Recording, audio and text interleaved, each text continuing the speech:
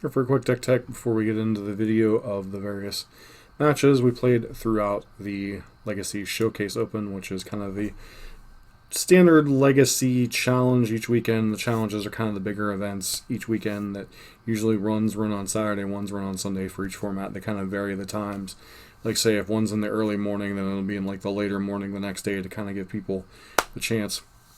About once a month, those qualifier points that you get from league play or preliminaries or in playing in the challenges even gets you an opportunity to play into a slightly higher stakes thing. Right now, I believe the primary formats supported are Legacy, Modern, Pioneer. I think Standard and Pauper are kind of on the outs. I'm not quite sure which formats actually lead into what used to be the Magic Online Championship. Now it's part of the World title, I believe. They lead in these other smaller events. This event's kind of like a Legacy event that is a little bit above a challenge, and it's kind of a stepping stone into another thing if you happen to top 8 the event. So that said, I'm not terribly familiar with Legacy format. If you've watched the channel through the years, you've seen me sometimes dabble in a donation deck back when I was doing donation decks. Usually Foz would contribute those ones. I was trying to make Shardless Bug a thing again when Oko was still legal. Other than that, mostly I've played, like a ton of the Delver decks. Currently blue-red, but at that time it was Teamer. Some of the blue-black Death Shadow decks. A lot of the just tempo-ish decks. But I don't have a ton of reps for those. I don't feel like going into a big event that I want to take a deck where I don't have a ton of reps with. There was a deck streamer named Evaros from Twitch played that was a blue Mono Black Reanimator list, and then he kind of paralleled this off of that, which is basically in the same style of the, I guess, more popular now Black Red Reanimator lists that would use things like Faith Looting and stuff inside what was primarily a mono black shell that would have sideboard cards that would be like Abrupt Decay or Assassin's Trophy or Reverent Silence to try to break through the various hate pieces people might have. This deck tries to get around that by sidestepping, which we'll get into in a minute, but as far as the main deck, you have a little bit of fast mana. You're using things like Dark Ritual, Lotus Petal, try to play multiple spells on turn 1 or turn 2. You're also using free spells like Unmask and Grief, which is basically Grief before Grief, except you can target both players, which can be important as a secondary part of Thoughtseize or Unmask. But this is kind of your punch-through disruption, Thoughtseize, Unmask, Grief, kind of your ways to punch through counter spells, punch through graveyard hate, especially when you're on the play. So your main ways of getting things into play are Careful Study, discarding one of your 9 fatties, and then bringing it back with a Reanimate, a Exhume, or an Animate Dead.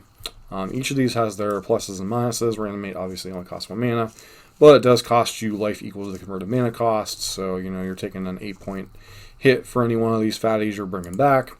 Exhume has the downside of allowing each player to bring a creature back, which can be disadvantageous if you happen to discard your opponent's creatures or they mill one or something. And then Animate Dead is an enchantment that comes in, enchants, brings the creature back from the graveyard, and then it gets -1, -0. Plus side of Reanimate and Animate Dead is you can target things in your opponent's graveyard. So a couple different plans you can do is Thoughtseize your opponent's creature, reanimate it, like if they're, especially in the post-board games. Or your alternative thing is to use the card Entomb, put your chosen fatty in the graveyard. Usually it's Gristlebrand, but under some circumstances it'll be Archon or Ashen Rider. And then try to kind of leverage, from there. Those are your primary ways of getting things in the graveyards. And the game is being super cantankerous today. So, not going to worry about scooting at all. It's a 14-card land base, 2 swamps, 8 fetches, 4 Underground Sea. Pretty simplistic. Dark Ritual and Lotus Petal allow you to play things in advance a little bit. Let's see if that works. That allows you to play things in advance a little bit, and then basically you're trying to, go Entomb into Fatty, or a third plan you can do sometimes is if you're trying to do things quickly, is you might Thoughtseize or Unmask yourself, put the creature in the graveyard, then reanimate it that way. Generally, that's not the plan you want to be using. Generally, you want to use Thoughtseize or Unmasked to check your opponent's hand for stuff that might disrupt what you're doing, but sometimes, with a card without a bunch of card selection, you're not playing Brainstorms, you're not playing Ponders, you're not playing Preordains, you're just kind of, your opening hand is generally most of the time what you're operating with, and maybe your first draw step or two. Careful Study, kind of Faithless Looting, the original version, except doesn't have flashback, so this game does not play a particularly good long game that doesn't involve resolving an early Gristlebrand or an early Archon. Obviously, if you're talking about the reanimation things, Ashen Rider is probably the worst of the three, but this does allow you to kill problematic permanents, exiles them. Gristlebrand, big dumb idiot, draws you a bunch of cards, has lifelink. Lots of decks can't beat this once it gets into play, although Caracas is a thing. So that's where Archon of Cruelty comes in, forces your opponent to sacrifice a creature or Planeswalker. Then they discard a card, lose 3 life, you draw a card, gain 3 life. Legacy is not a format with a ton of small creatures or a ton of flood the board decks. I mean, you do have things like elves and goblins and such, but I really haven't seen a lot of that lately in the prep that I was doing for stuff, so maybe those decks just aren't well positioned. I'm not particularly sure. I'm not, like I said, I'm not a Legacy aficionado. I'm familiar with the format. I've played some of the format, and this is just the deck that kind of landed on. And Archon can be kind of weak in those situations, but overall is a very powerful plan B to Gristlebrand. Sideboard. Your main sideboard plan involves the cards Island and Show and Tells, allowing you to Show and Tell a big fat idiot into play out of your hand. Obviously, this has the downside of letting your opponent flip something into play. That's where situations where both Archon and Ashen Rider can sometimes be better than Gristlebrand, because you can answer whatever, random thing that they're trying to use to answer your thing. Ashen Rider obviously can just answer whatever they put into play. 4 copies of Duress to bring in more disruption whenever you're up against combo deck or you feel you need to punch through more counter spells. Massacre. This is primarily here, I would guess, for Death and Taxes, Hate Bearer style of decks with that in it, and then 2 copies of Mindbreak Trap for Storm, Tess, the Epic Storm, whatever. Decks that are trying to cast a bunch of spells in a turn and then use the Storm mechanic. Doomsday is another deck that might do the same thing. Mindbreak Trap kind of gives you an additional axes of attack in those situations. But let's see how the deck does, and getting into round number 1. Alright, we're back for round 1 of the Legacy Showcase Open. On the play, no mana, so unfortunately we have to mulligan.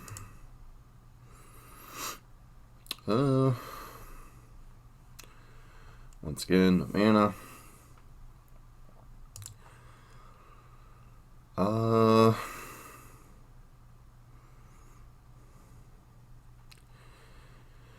Sand's fine if a bit slow. I'll probably put back Underground Sea. Careful Study.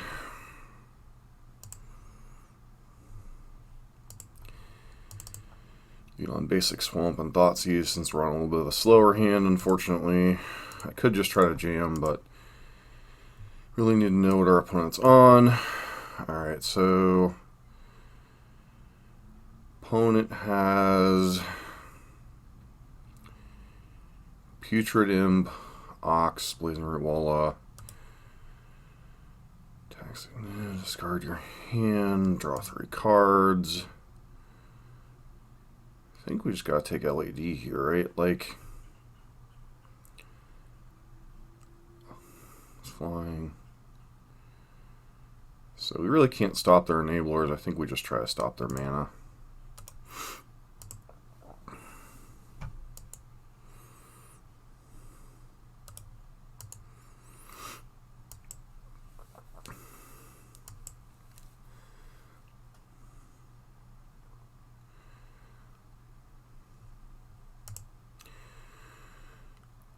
Alright, well, that's a pretty reasonable hand. Card to draw.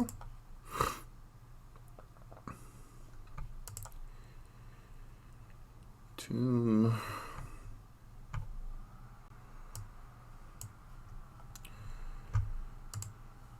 Grab Gristledad.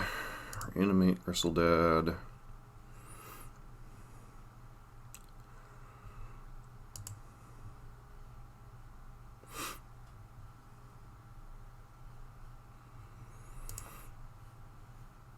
Alright, and our opponent concedes.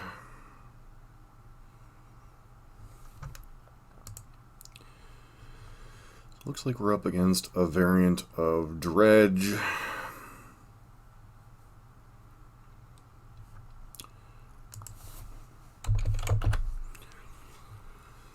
Dex.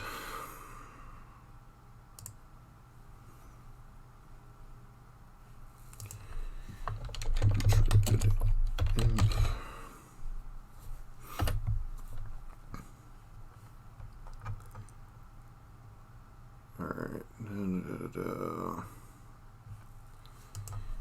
P-U-T imp.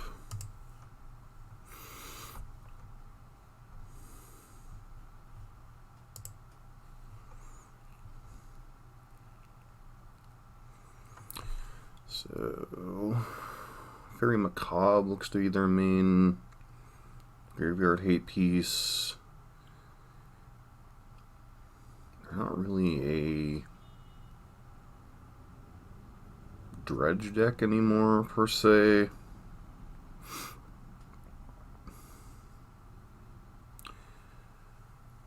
Do I try to go with the...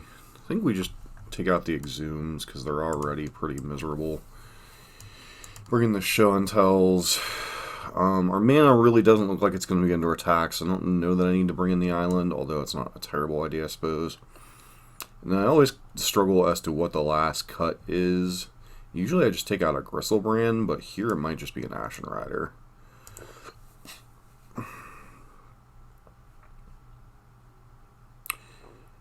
Wasn't expecting to be playing in this event, but I can't play in the Modern one next weekend, so...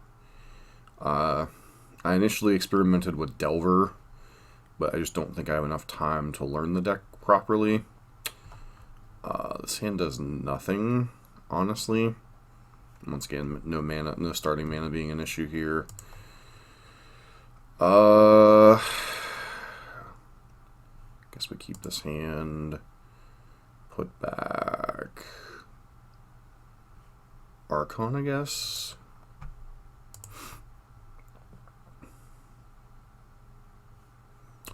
Yeah, LED kind of lets them go nuts, unfortunately.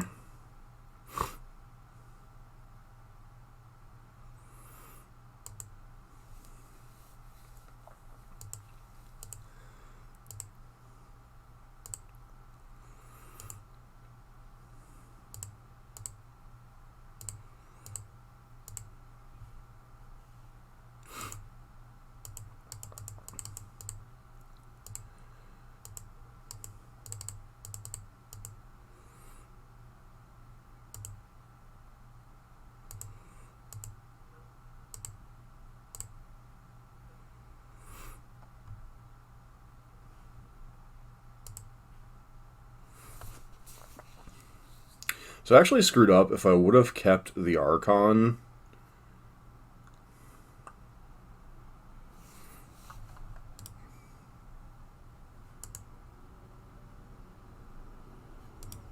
I think we would have had a chance here.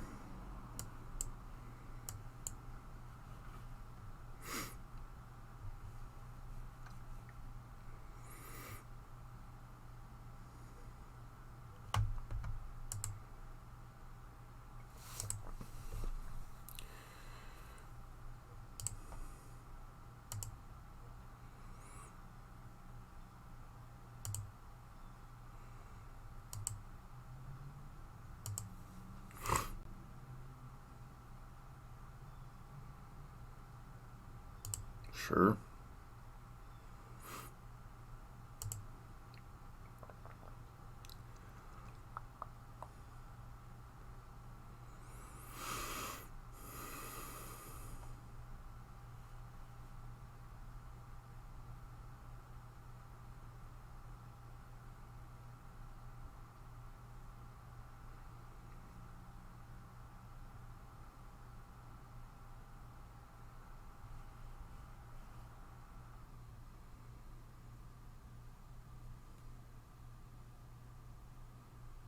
We're in 2 million response if they do the thing, obviously. Burning Inquiry obviously being the main one that I'd be worried about here.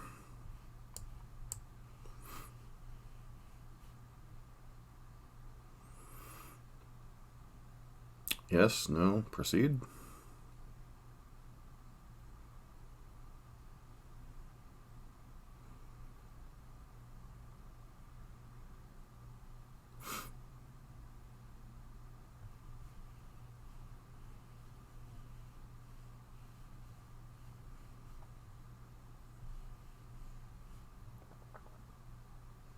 Yeah, I could have unmasked myself, reanimated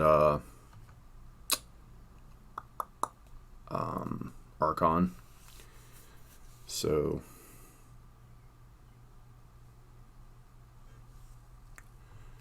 I think the plan is Entomb, Animate Dead, Gristlebrand.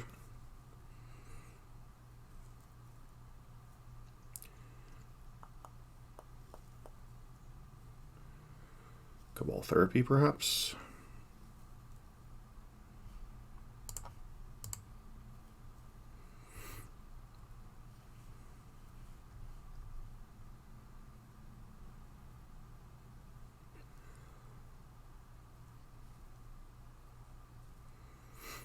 What makes actual more sense here? Gristlebrand, or I don't know if they can race Gristlebrand.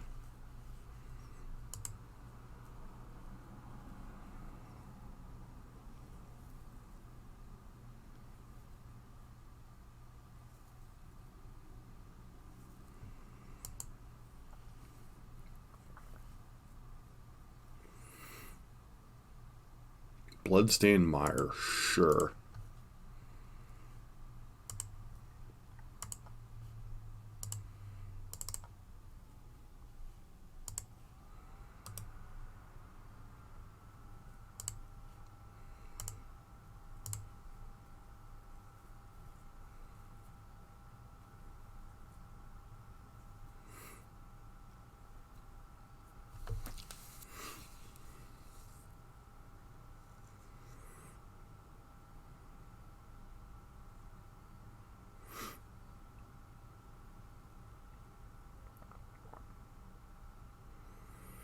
Might have actually been incorrect to draw cards here.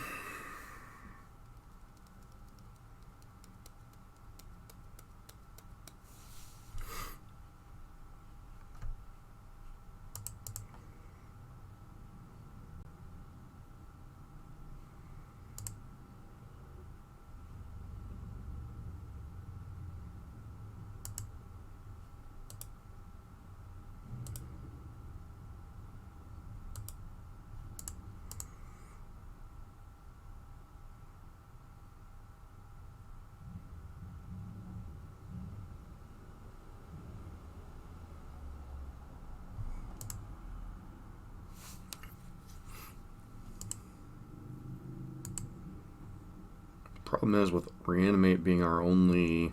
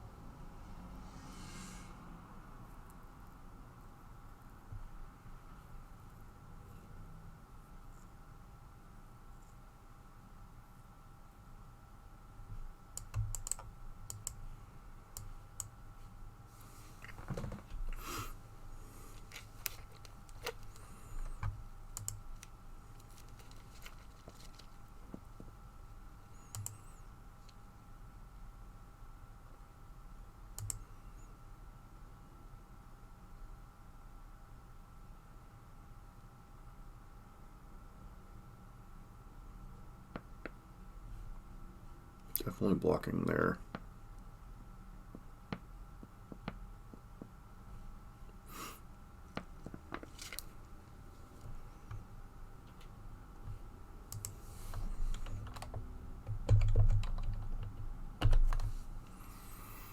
I don't really think it's game yet, but whatevs. If our opponent wants to concede, I'm more than happy to let them concede. Block there, take a bunch. Alright, opponent concedes, although I don't think you probably should have. I don't know. I'll take the win in a first round of a big event. So, see ya for the next round. Alright, we're back for match number 2. Unfortunately, we're on the draw. I honestly don't know. I guess this turn to Gristle Brand on the draw, is that good enough? No disruption.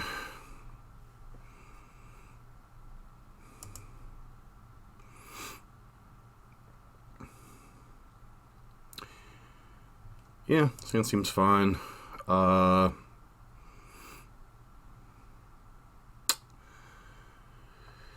we put back... What are we putting back here?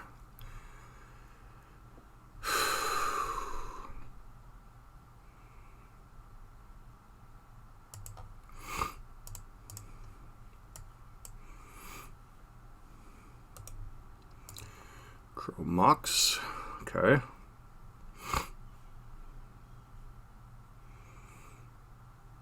Freaking Trinisphere.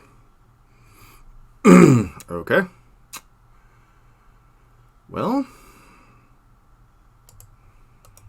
gonna be a rough matchup, especially on the draw.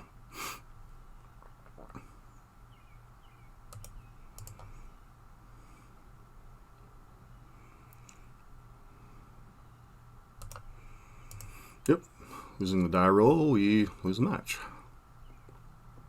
Or maybe not the match, but definitely losing the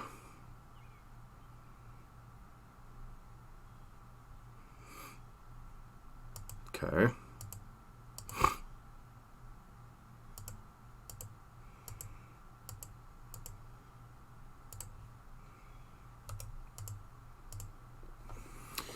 Alright, Mono Red Prison.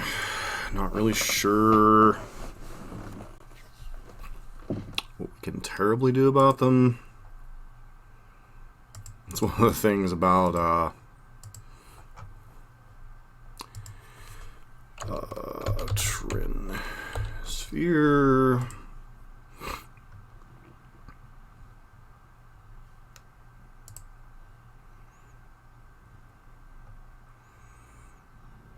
Canopus.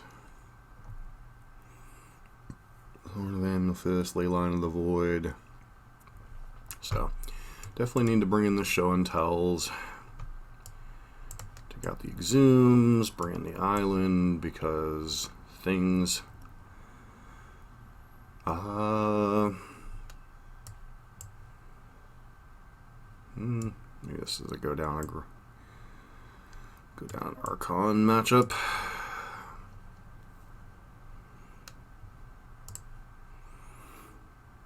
Alright, well, Sand's a little slow, but we have a Thoughtseize at least. And no ley lines, so okay. Thorn, Legion Warboss.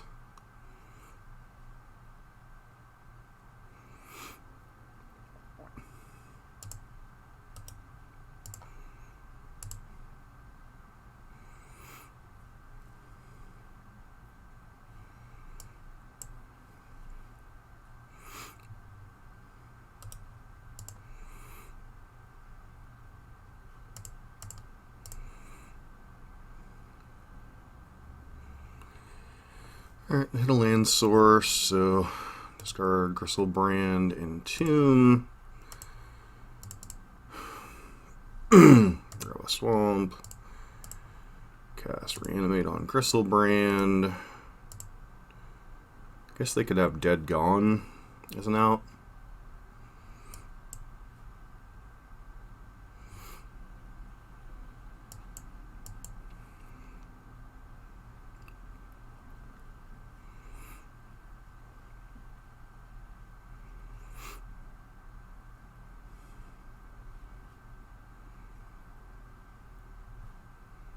Sure.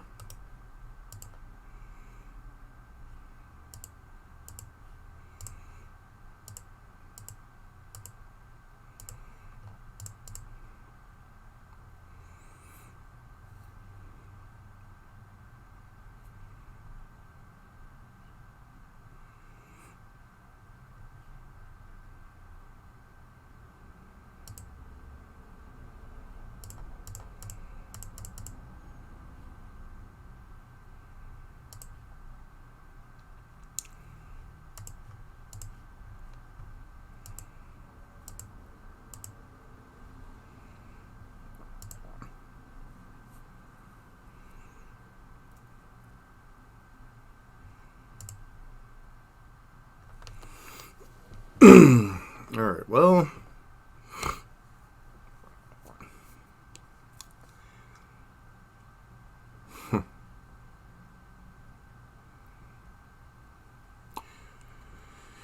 Don't really have any outs to... Yeah. Die roll can be crucial in Legacy if you're not a Force of Will deck, unfortunately. So, guess we kind of got to hope to get a little bit lucky here.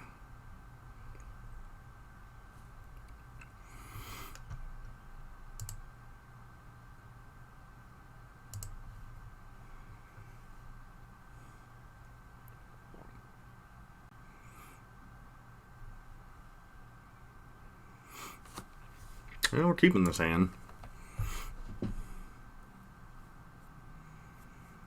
They're mulliganing the ley line. We at least have show and tell.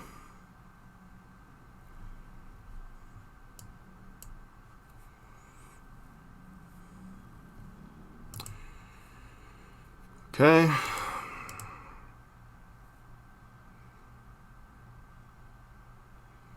Trinisphere again.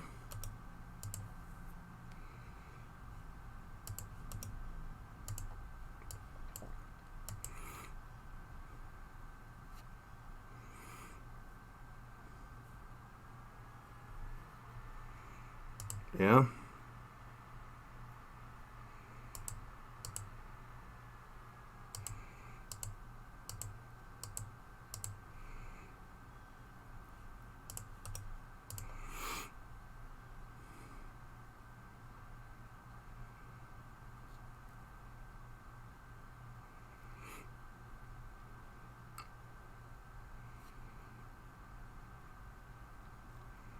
Stop casting things.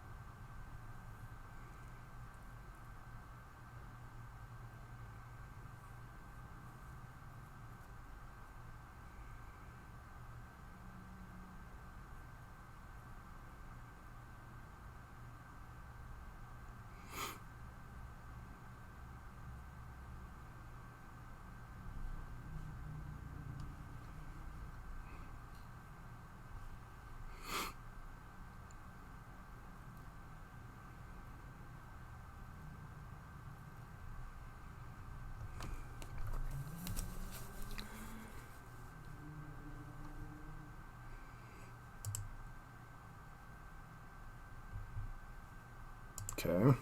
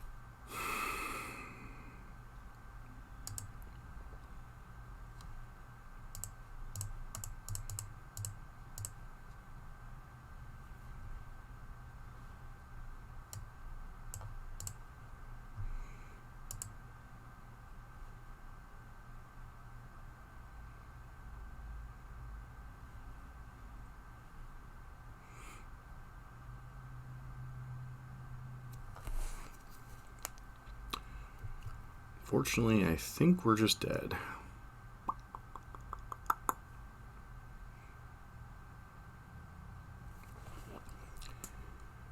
I mean,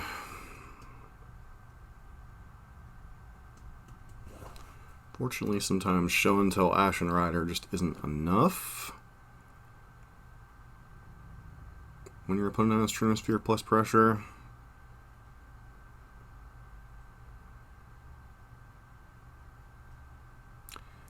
So maybe I wasn't supposed to bin a Gristlebrand, but that also opened up the possibility of Animate Dead being a top deck.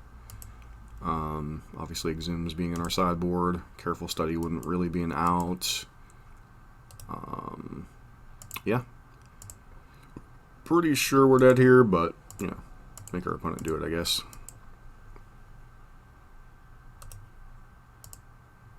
Maybe that's a reason not to board out Archon.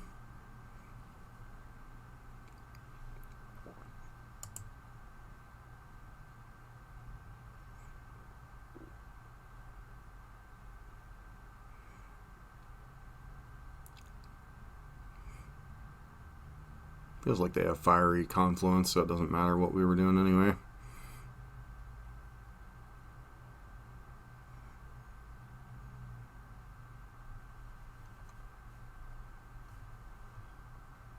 Chalice on 3. Not relevant. So I'm just dead.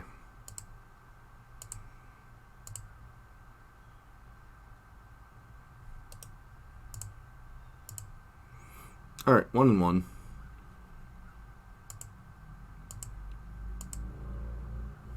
That's kind of like, card like that is something we needed. And I'm not even sure that would have been enough, honestly. It would have sacked Spirit Guide.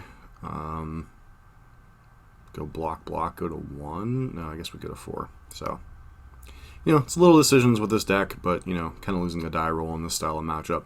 It's one of the downsides of playing a deck like Blue Black Reanimator or reanimation styles, and in general, is the fact that you just kind of lose to random draws where your opponent kind of, you know, prisons you out, so to speak. I lost like back-to-back matches to a Mono Black prison deck that had like Trinosphere and Opposition Agent, and then like in response, like trying to entomb or sacking your fetch land, they just Opposition Agent you, and then you can't, you know, have enough mana to function, and it was just kind of a miserable experience overall. But you know, that's the thing. When you play a high variance deck, sometimes you unfortunately lose to high variance. You know, if our creature in hand had been an Archon or a Gristlebrand, maybe we would have been better off. Or if I could have, you know, if they only had one Fireflux squad member or Fireflux squad, you know, maybe we could have, you know, Archon that and then dealt with the goblins as they came. You know, there was different lines, different things, little different things that could have changed the outcome, but in the end, you know, sometimes you lose. So, on to the next round. All right, we're back for match number 3. We're on the play.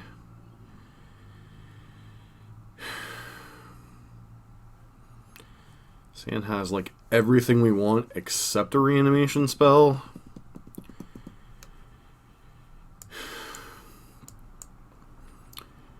We have 3 looks at a reanimation spell for next turn. If I lead on Thoughtseize, might be able to clear the way. I think this hand's keepable on the play. On the draw, it might be a bit too slow.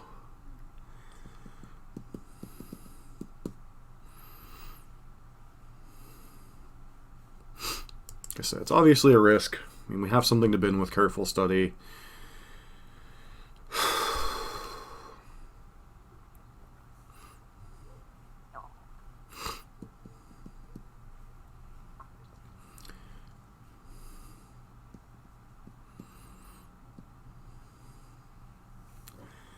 I think we lead on Swamp Thoughtseize. Next turn we can go Careful Study, try to find a number of different things.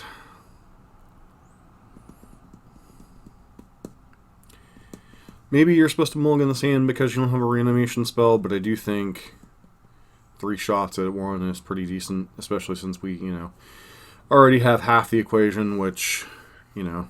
I think it's actually more difficult to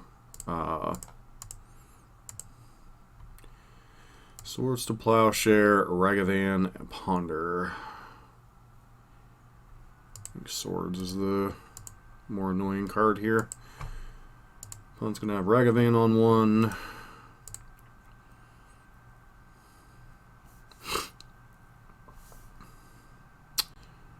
Alright, that's a pretty good one.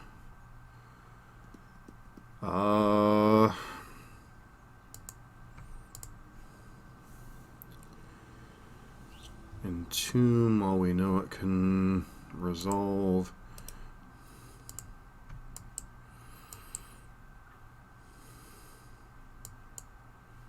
Like, I could Careful Study, but I don't want to expose my...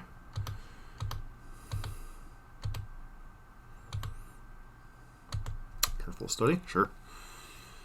Opponent's going to get some deep looks at some stuff. Draw 2, discard 2.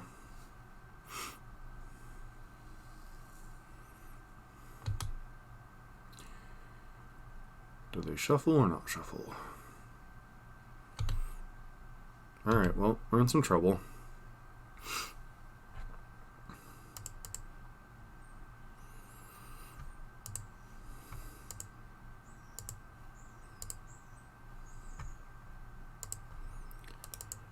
Church, wrong thing.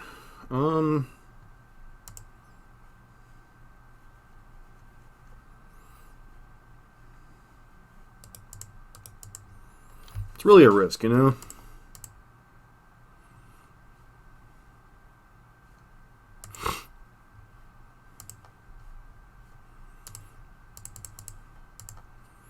They have it, they have it.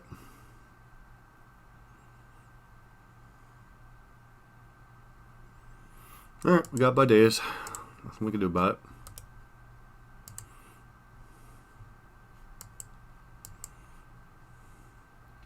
Surprised they didn't go for Wasteland there.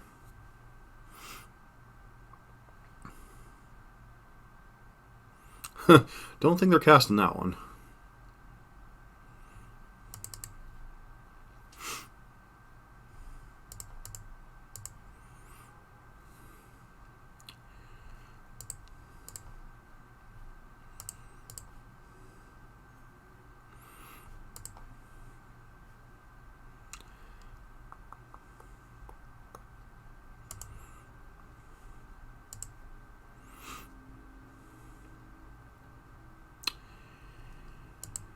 Yikes.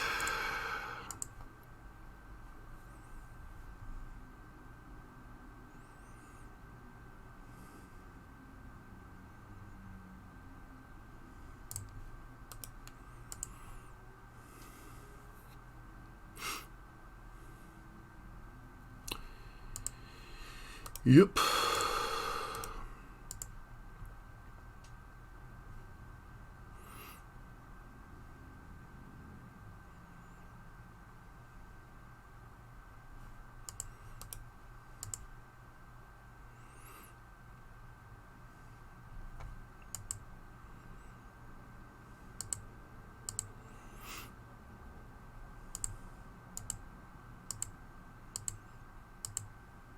That's unfortunate.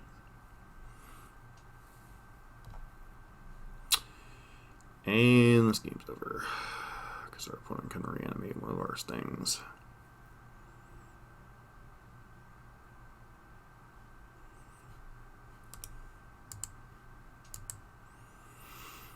Well, that was fun.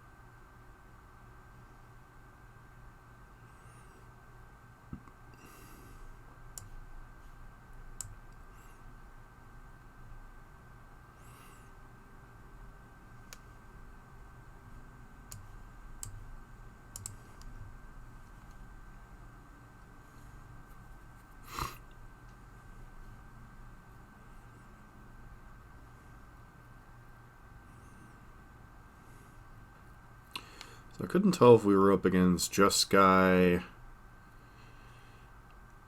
Delver or Jeskai Standstill.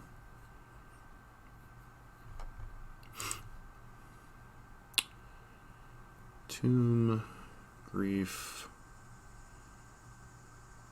This hand seems fine. Keep.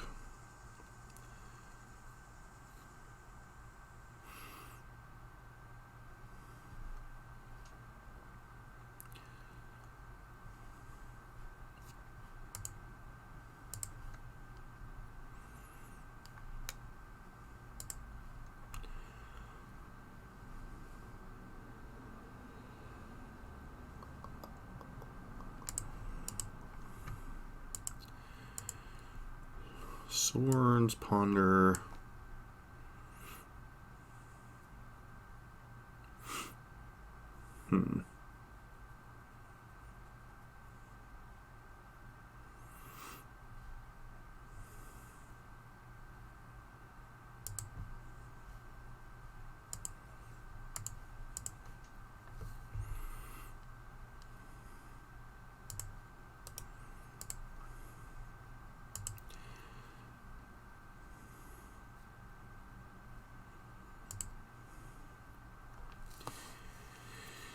See what they do with the Ponder. Choose not to shuffle.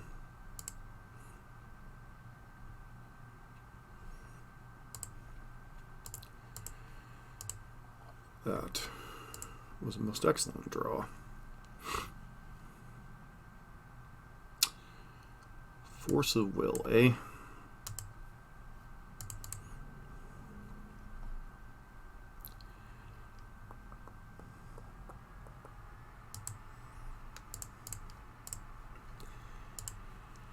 Made dead. Grizzy Bee.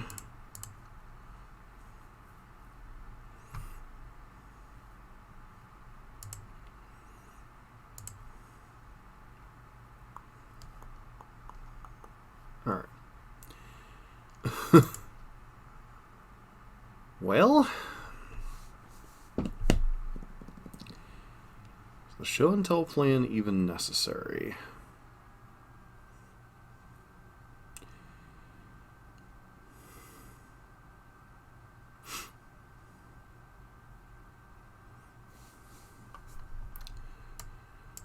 On the draw, it gets significantly worse. And a couple of exhumes. Maybe a couple of duresses.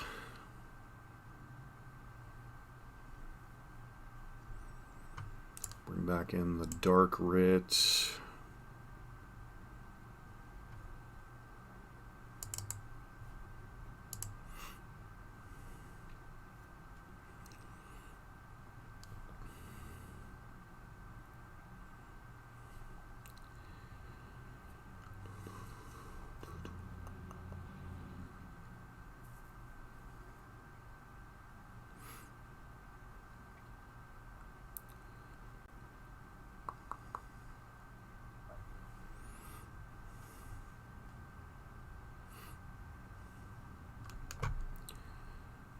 Hand seems fine, if a bit fragile to a wasteland or something.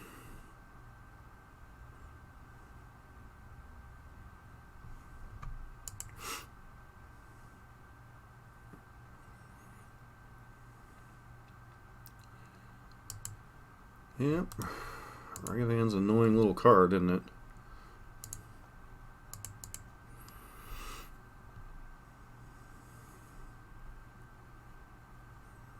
Still think we gotta get an underground sea here.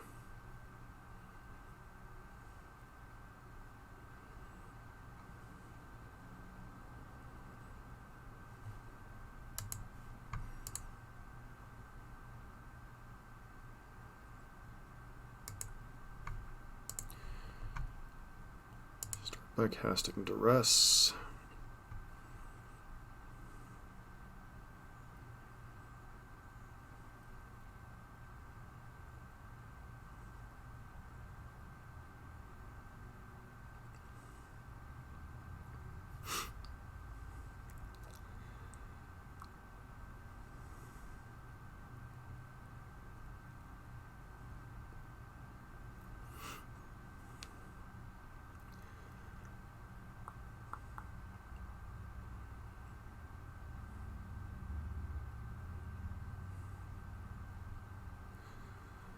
I'm considering Surgically or Bloodstained Mire, perhaps?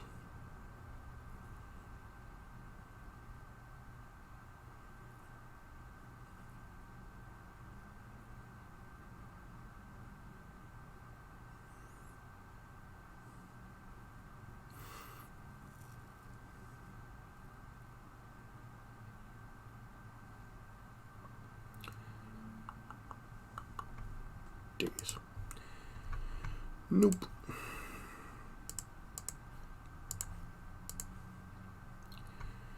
Ponder and Dragon Rage Chandler.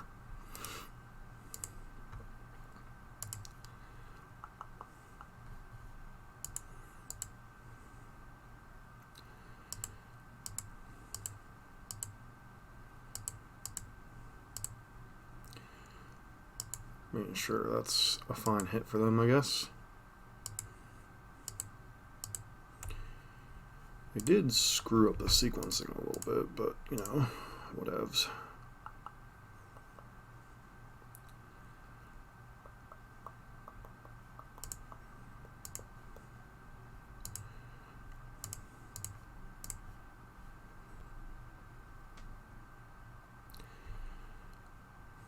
Don't think I play around days here, so...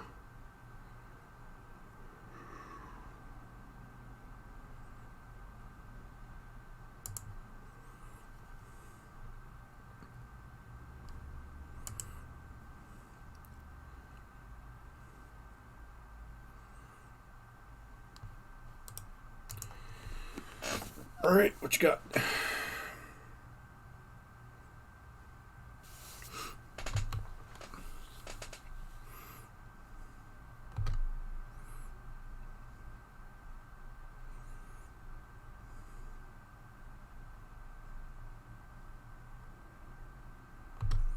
Define path.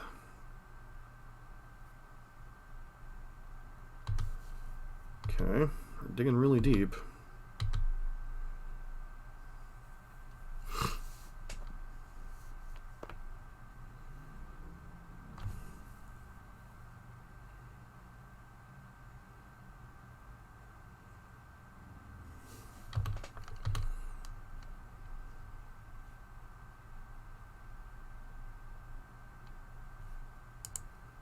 Well, that's one way to go 2-1, I guess. Alright, see you back for round number 4.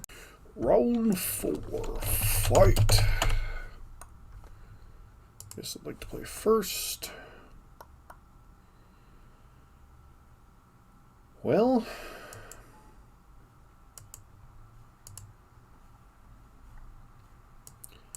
hand's a little slow, but still think Thoughtseize into stuff seems fine.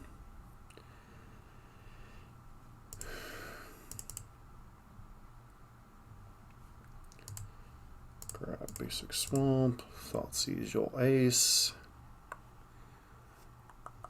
Okay, swords. Ending. Days. Darcy. Don't care about ending. Darcy's annoying. Can play around days, so I guess we take swords.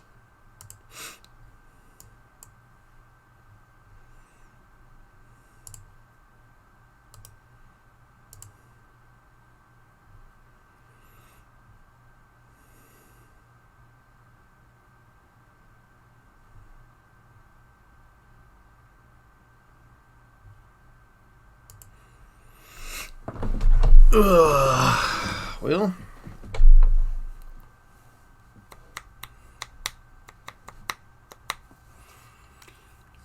do I unmask here is the thing.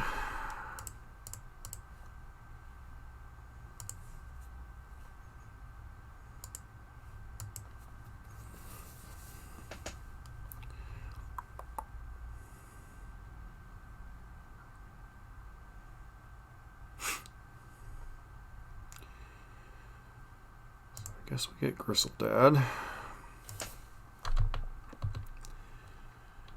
Pass the turn.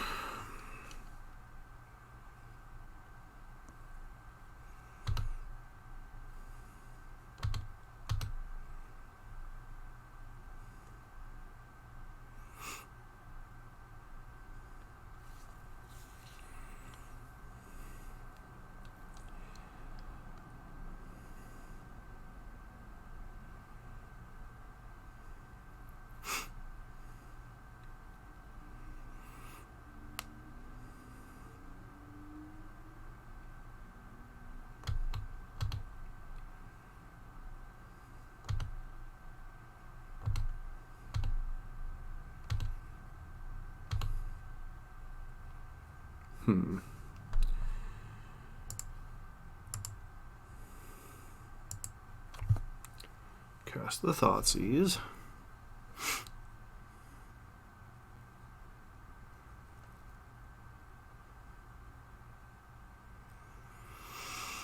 Target you.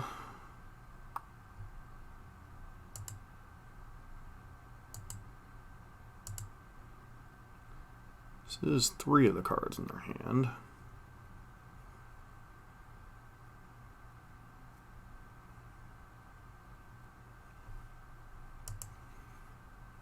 Interesting.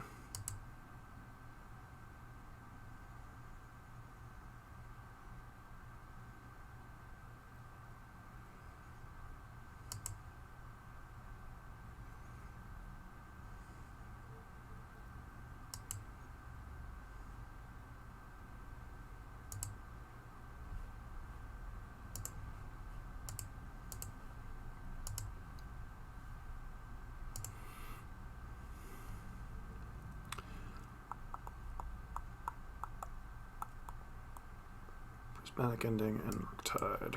Okay, just take Murktide because once again, that was actually dumb. I should have just taken Prismatic Ending there. Because now our opponent gets a Murktide Regent, which is mildly relevant, I suppose. Oops. Doo-ba-doo.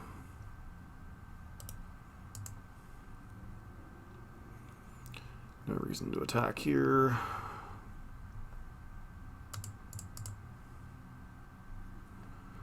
Rainstorm's pretty good.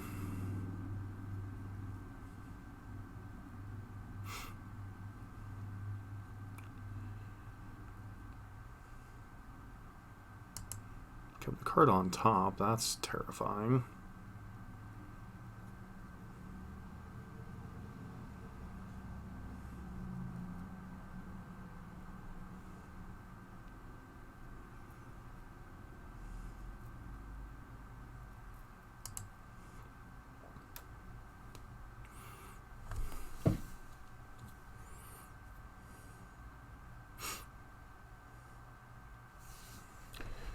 Okay, don't think they really want to trigger.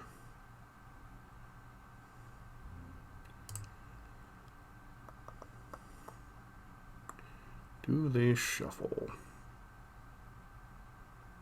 Chooses to shuffle.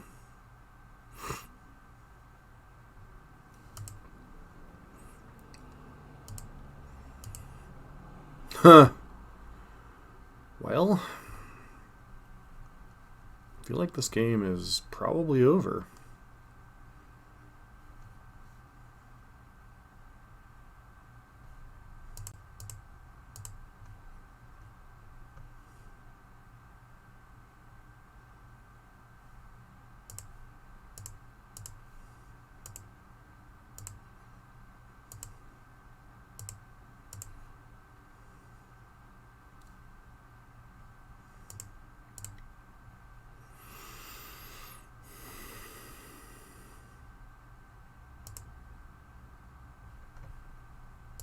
Alright, well, let's see what we're likely up against, or some variant thereof, I should say.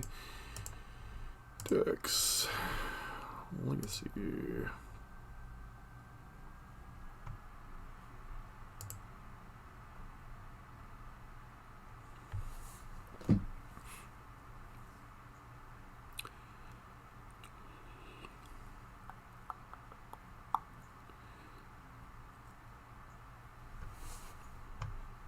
Still think it's okay to bring in show and tell land, go down exhumes as we saw there. Exhume can be kind of awkward. Excuse me. And what is the other card we go down?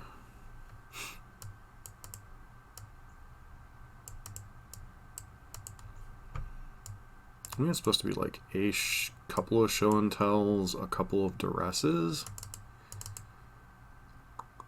Still not. It seems crazy, right? Like, sideboarding with this deck should be relatively straightforward, but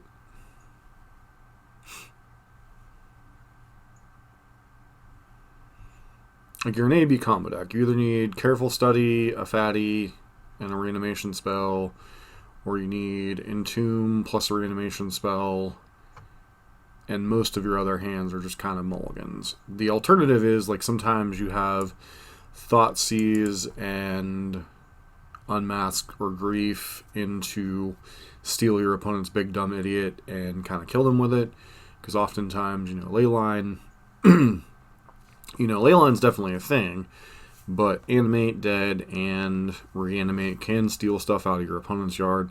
Now, granted, our opponent's creatures, Darcy, possibly Ragavan, Murktide Regent, aren't the best threats against their own removal spells, whereas Archon and Gristlebrand obviously much better. So, this hand is really bad.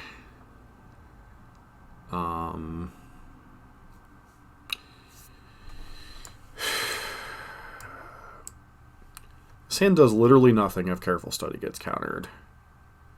That said, if somehow I could guarantee Careful Study would resolve, I just feel like we need to go to 6 here.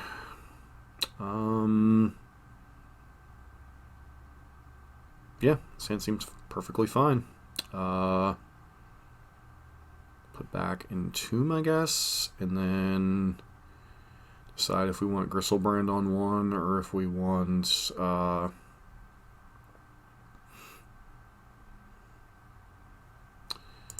keep, put back Entomb.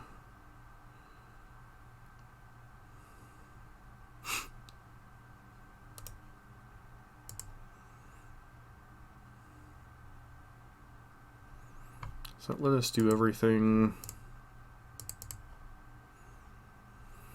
Seize them, unmask us, play around days, reanimate.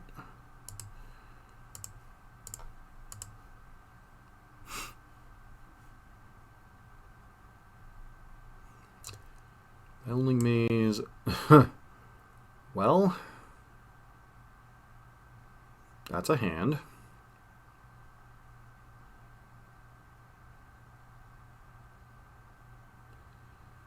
So, which one do we take?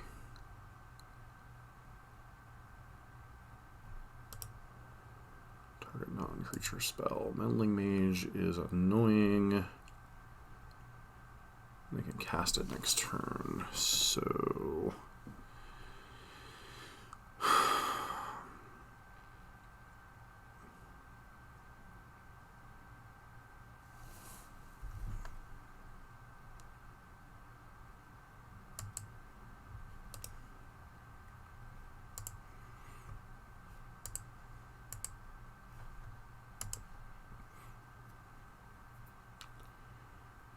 and pitch.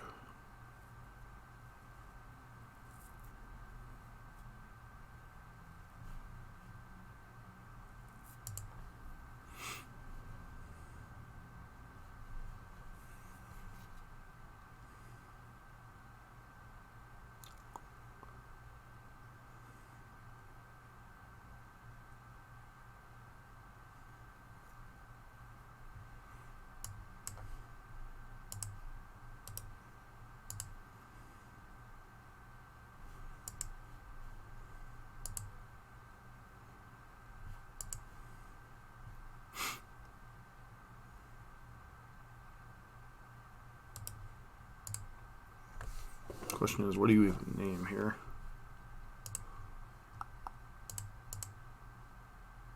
Names Entomb, sure.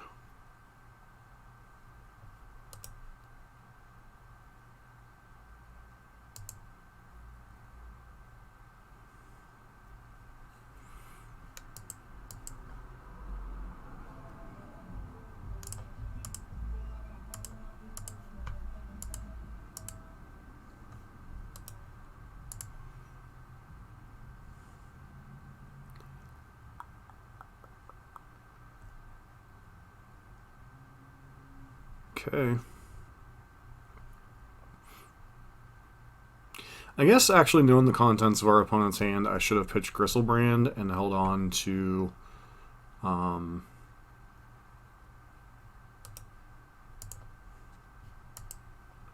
whatchamacallit.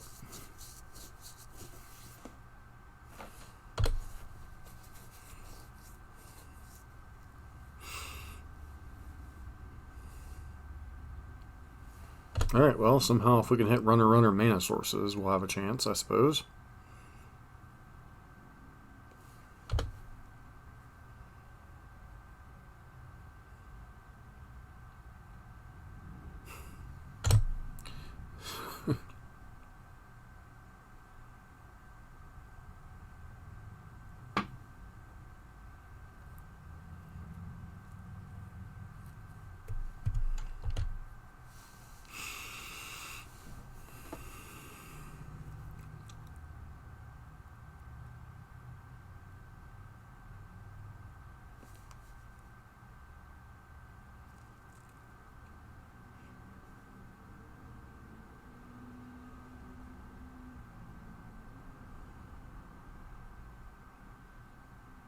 Swing for 3.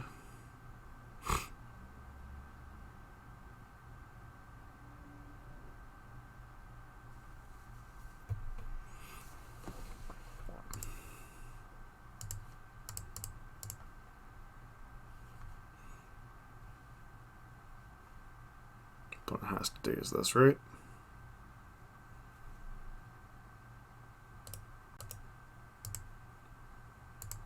Alright, moving on.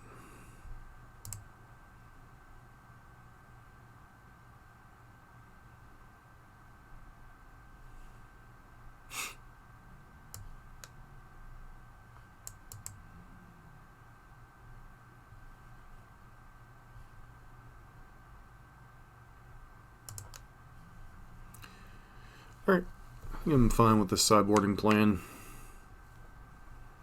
Like, our opponent obviously has some graveyard hate. Seems like they have a little bit of everything, honestly.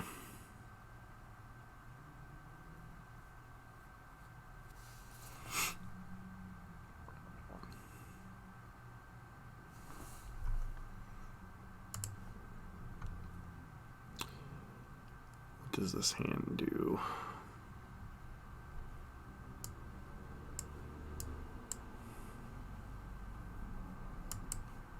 I think we keep this hand.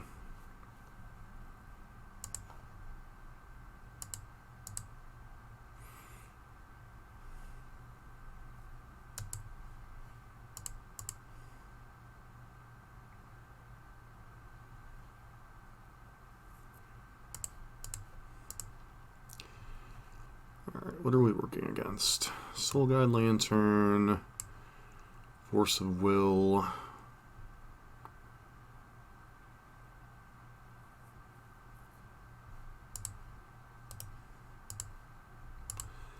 Seems like a difficult hand to navigate, honestly.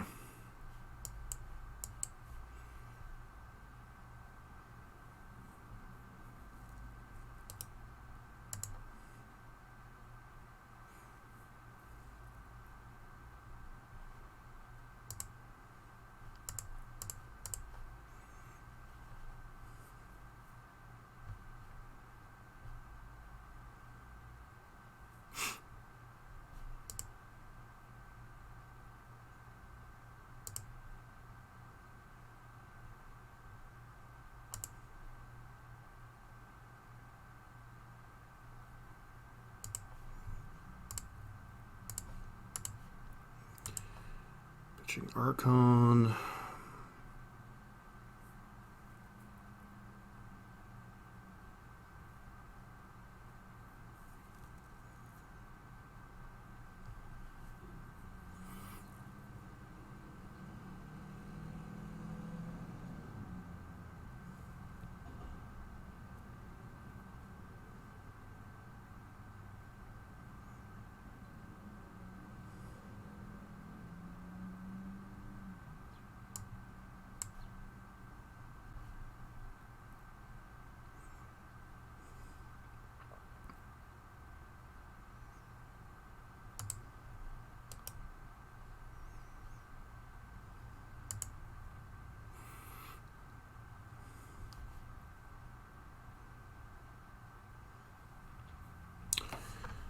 So we can play around days. Hopefully they don't hit a reanimation spell. Oh, jeez. Alright, Dark Ritual isn't terrible.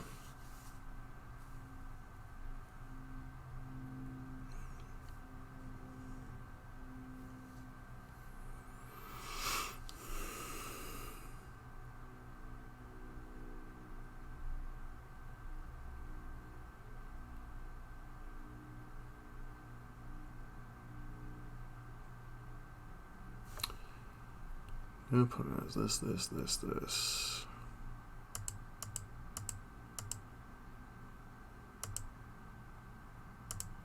There's 4 of the 5 cards in our opponent's hand.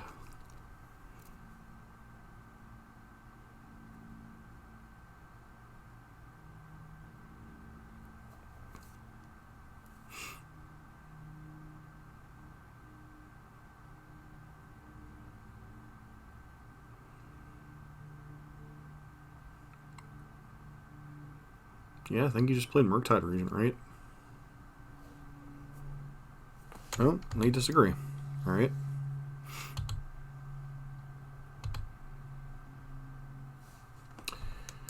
Well, I mean, this is the play we got. We can't really afford to wait any longer. They drew force, they drew force.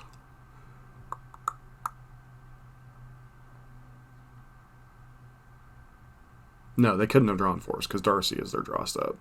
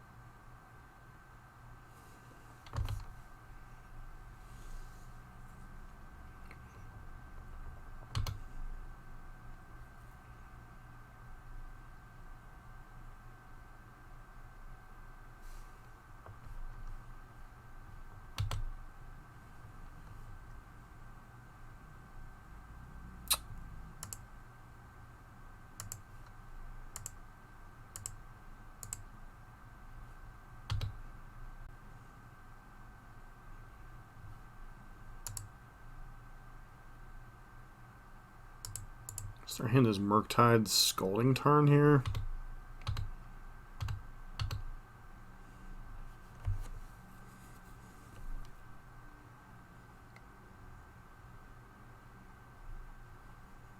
Opponent's desperately looking for a Swords to Plowshares.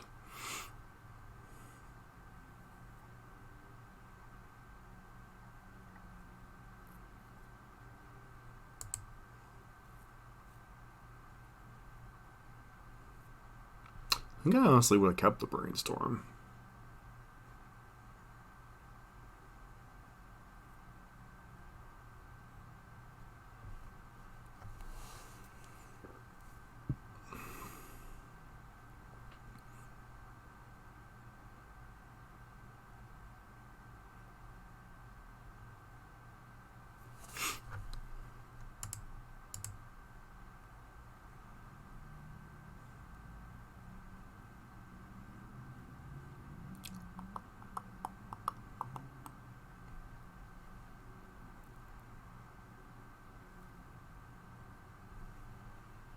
Do I dig deeper here?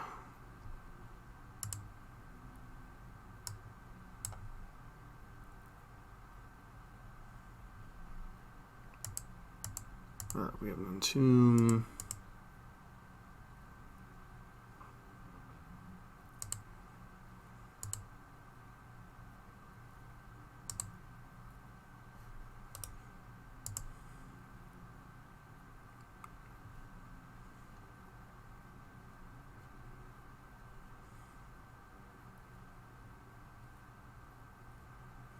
Presumably going to cast their Murktide.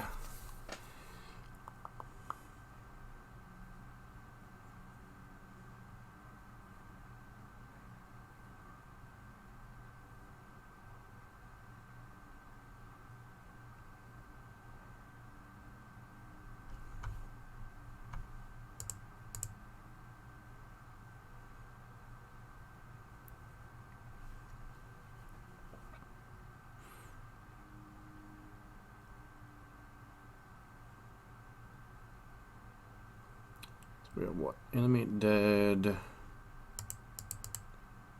Show and Tell.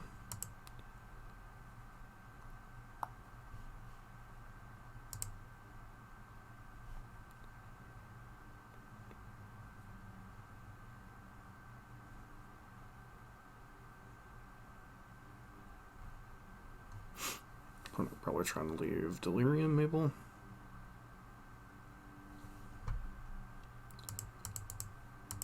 Okay, last card was a Grief.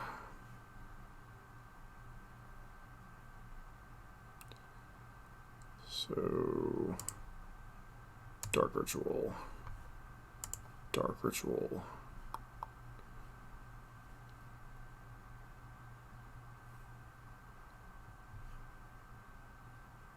Entomb.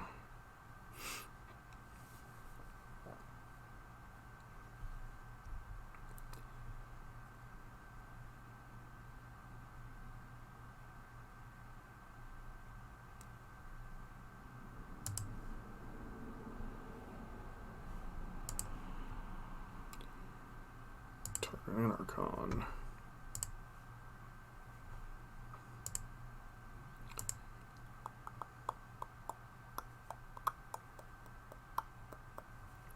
Puts us out of bolt range.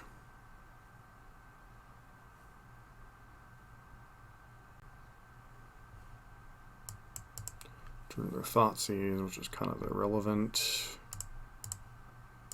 Show and Tell. Gristlebrand.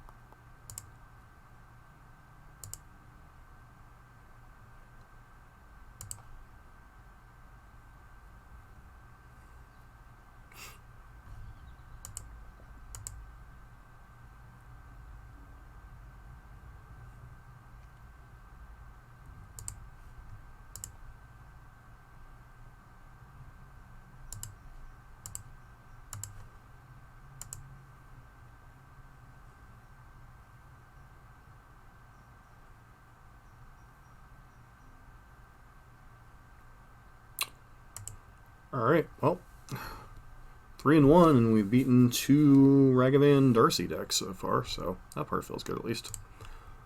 See you for match number 5. Alright, we're back for match number 5 against Wilpolium. Okay.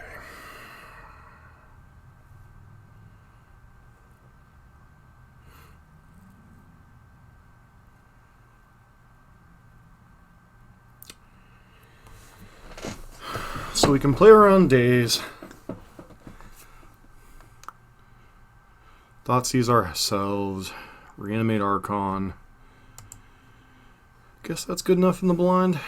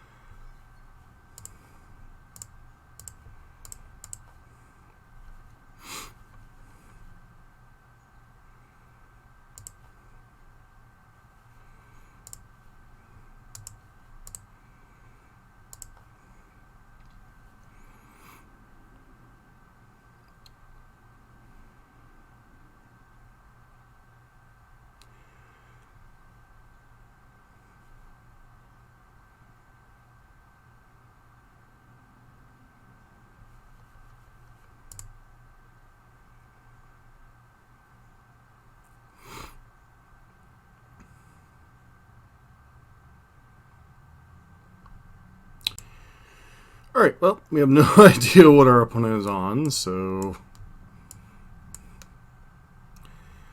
one of the downsides sometimes of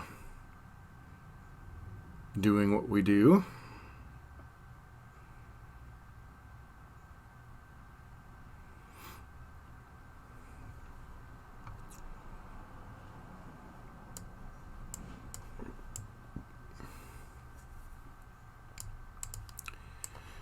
No, Will historically has liked control decks in a lot of formats, so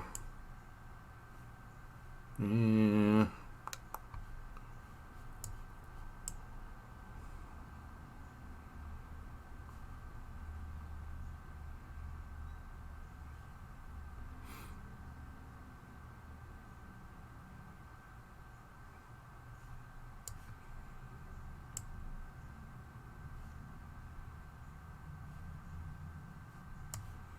Basic Island's just so awkward in some draws, though.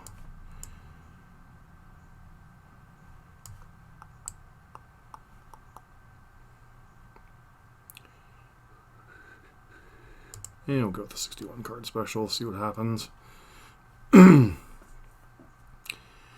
Alright, unmask, careful study. We're missing a reanimation spell. Or copy of Show and Tell. Still think this hand's fine though with the ability to set up.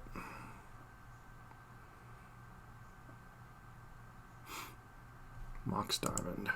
Okay.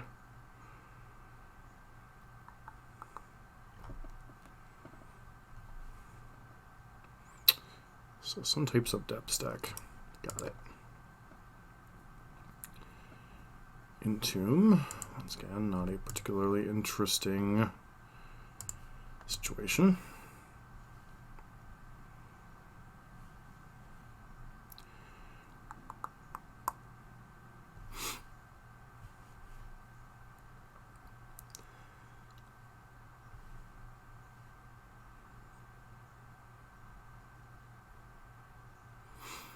Maybe debating if they want to do something like crop rotation here.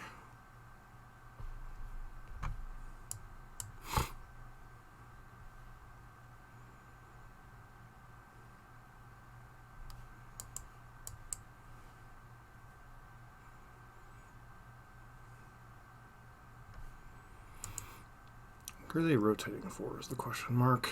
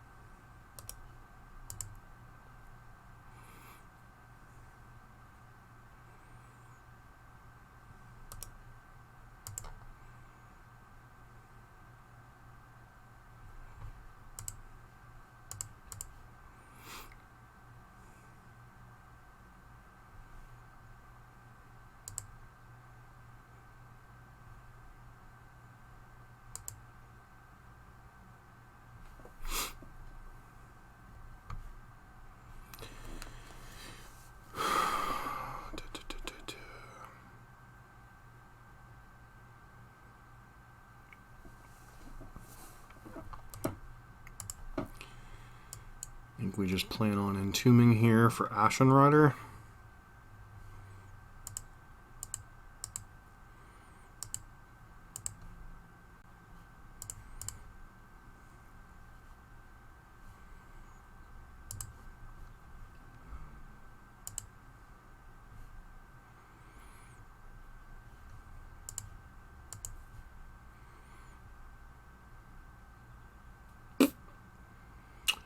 I think we're just dead here.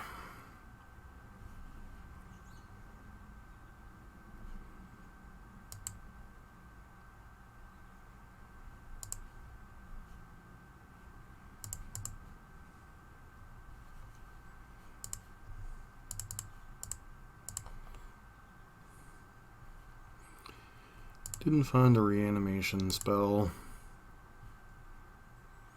Taiga, Dark Depths. Alright, so they're just lands.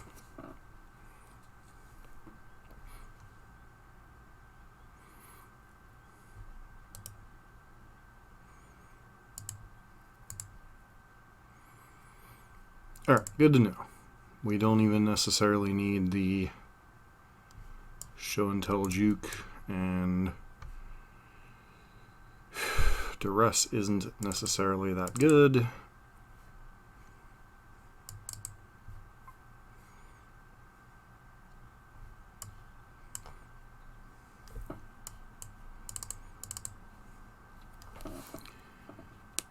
Try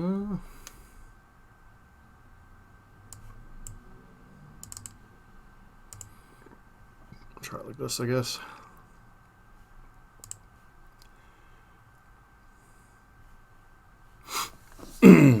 Alright, so what does this hand do?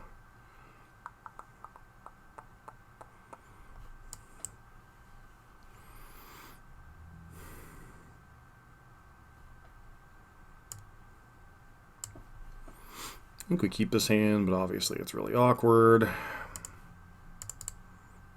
Especially if they have Wasteland, but what do you do?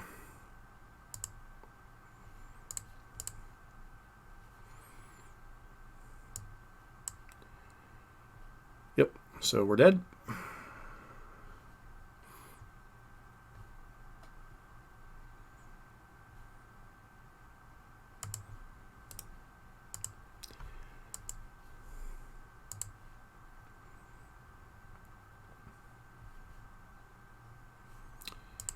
It's kind of what I was afraid of.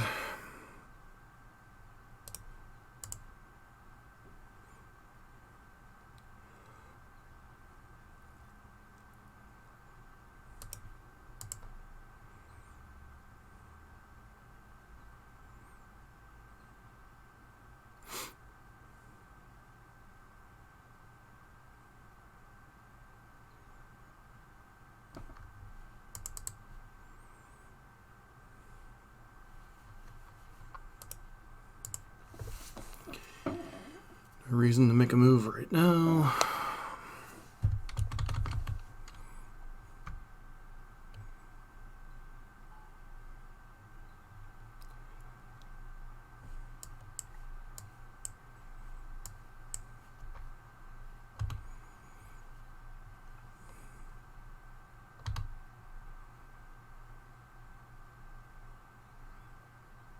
Sure.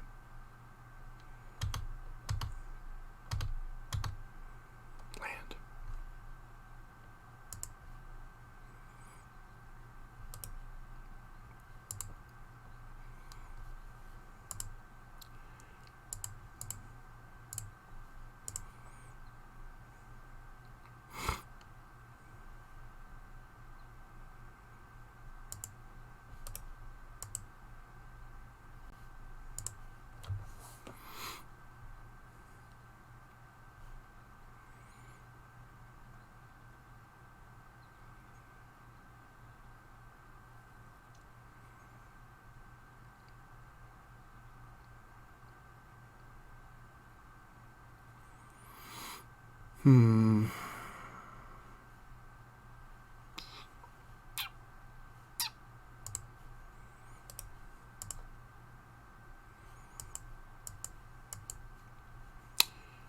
Yeah, it's a thing.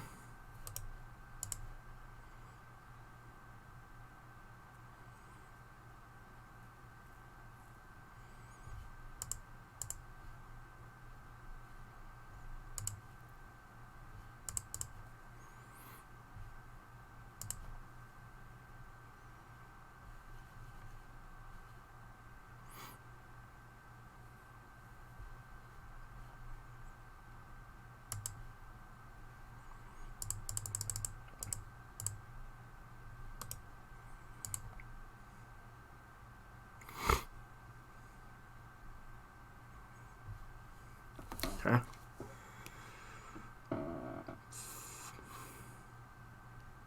Chalice on one would be really bad. Wasteland is also really bad.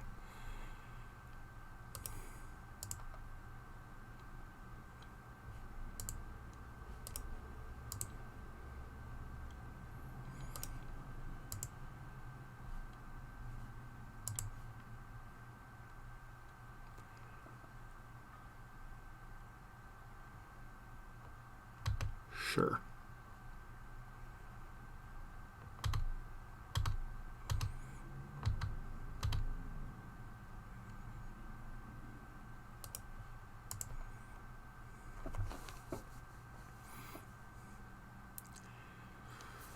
Really need top deck a land this turn? Sure.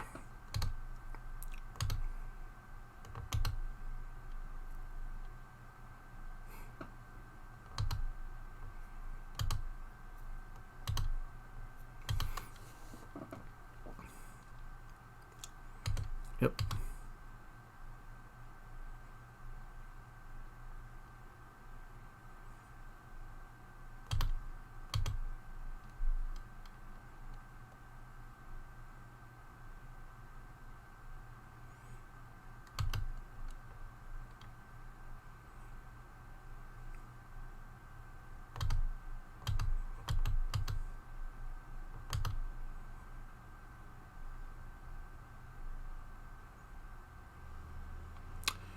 Name Polluted Delta. Alright, well, that was fun.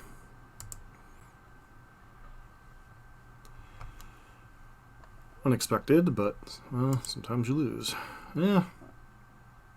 Either that or they get a Graveyard Hate piece, right? So either way, like, if we get this Gristlebrand on the battlefield, maybe we have a chance, but Opponent did a pretty decent job of locking us out. It's possible I was supposed to take Endurance over Exploration, but I just felt like Exploration was going to get us much better. So, see you for the next round.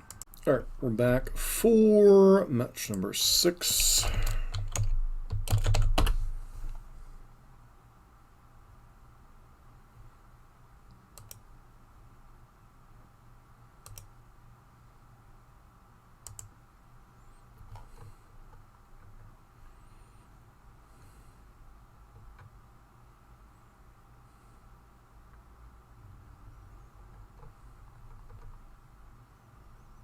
Where's my opponent here?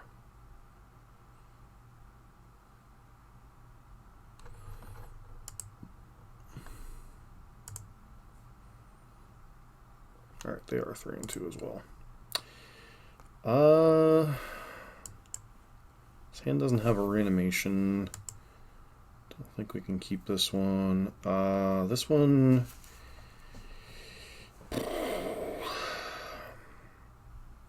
seems fun. Obviously, this is just kind of a naked...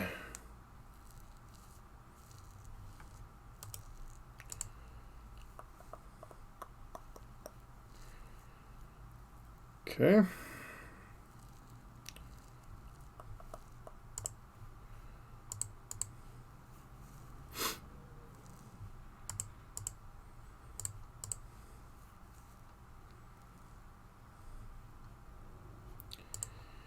Tomb.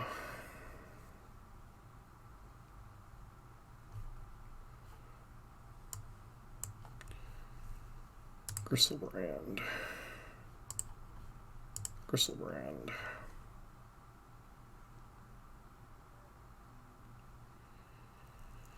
Polluted Delta Island.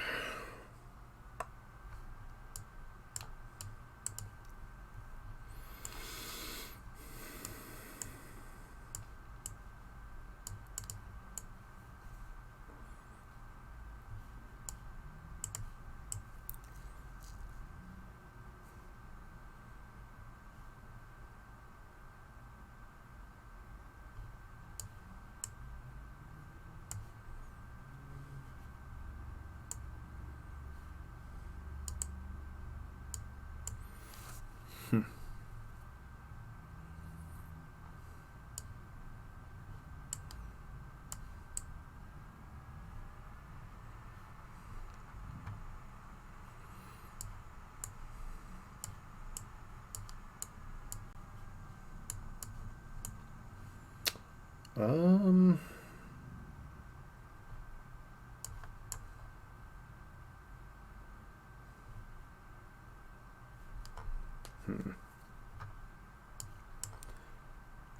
Try it like this.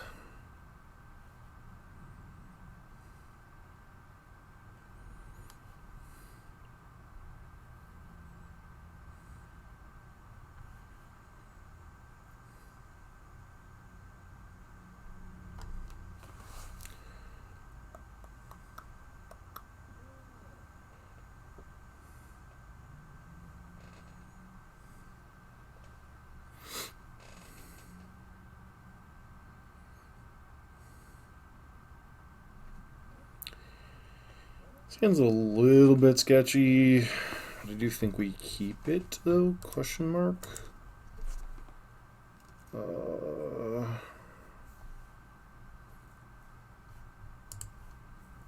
Give me a look in this hand. Alright. Keep this one, put back on land. Hope we draw a black card.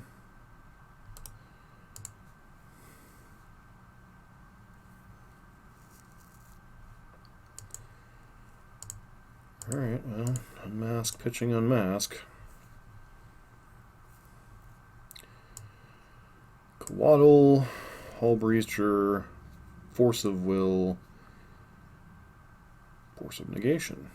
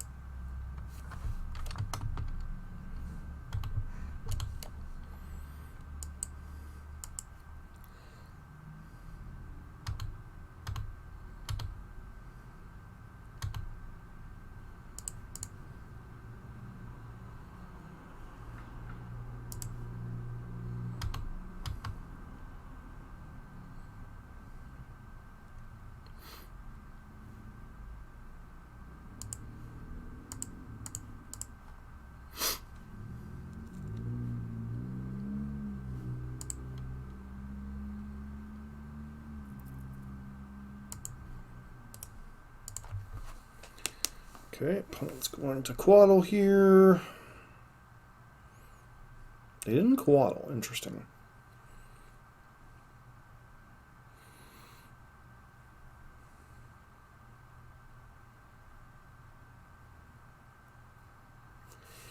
Yeah, that one's going to be hard to beat.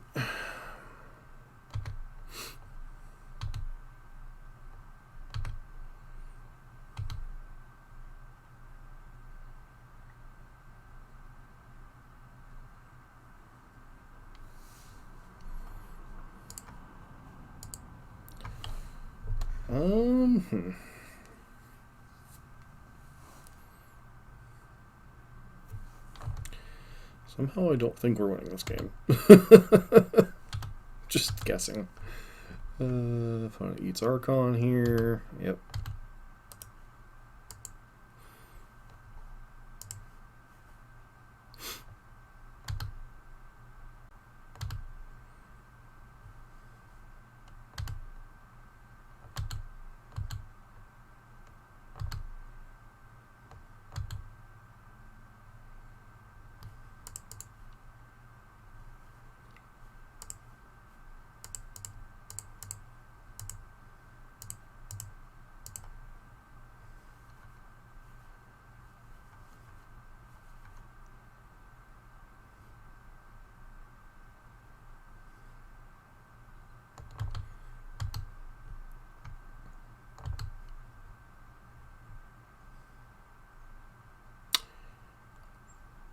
Well done.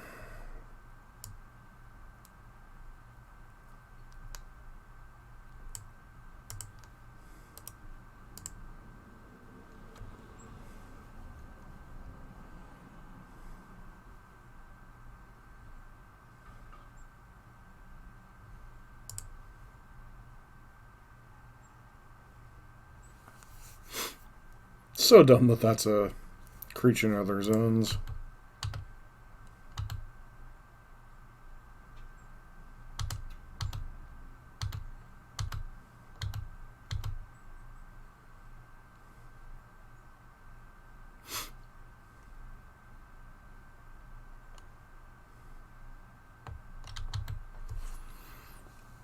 Really need to hit like runner.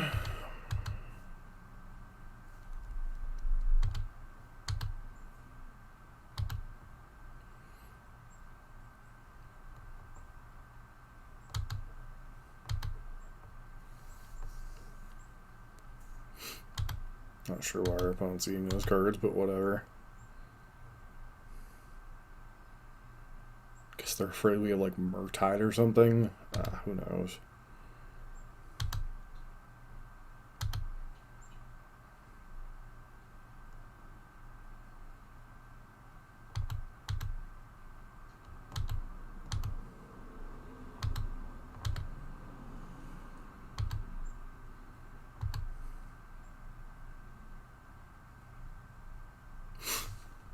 Alright, let's just move on.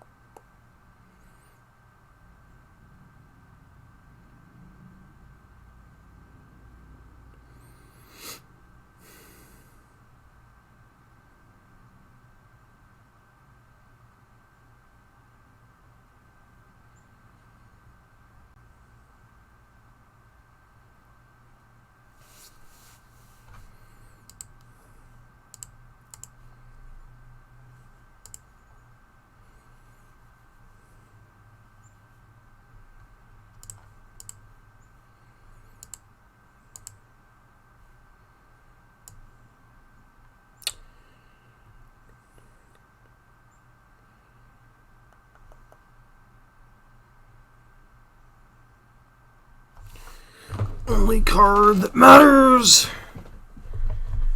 seems to be Force of Negation.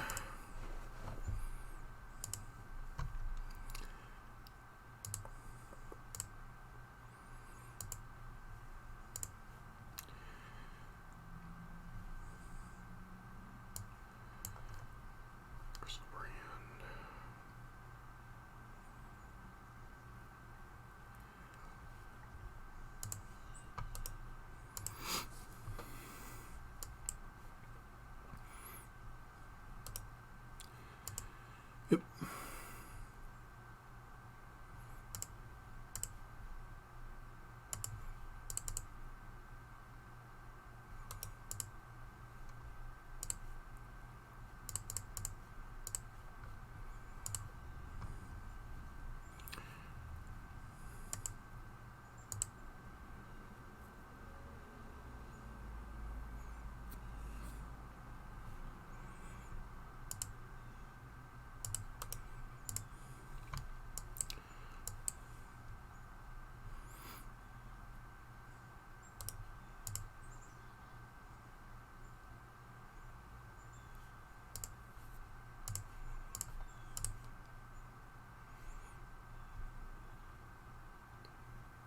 Why didn't they play? Oh, I guess it just dies, I suppose.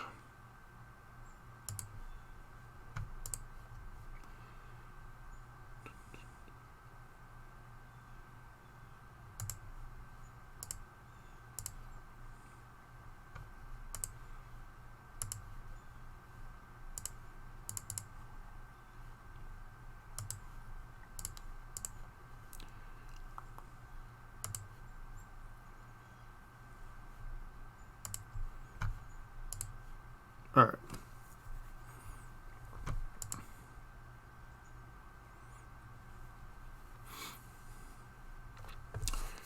Once again, we seem to be pretty decent against the Force of Will decks.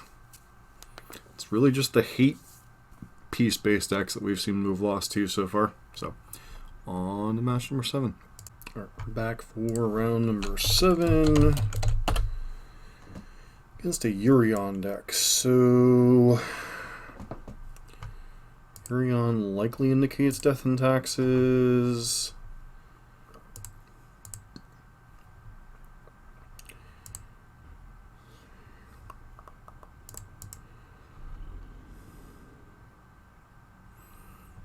What does this hand do?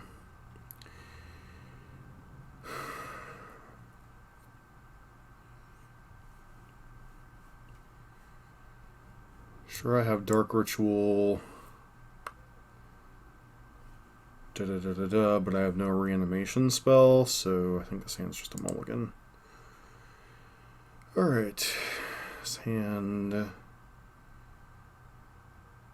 has reanimation, but no way to get anything into the yard.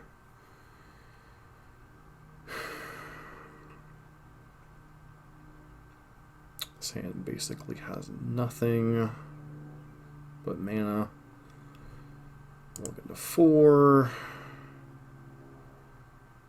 This hand is admittedly pretty terrible.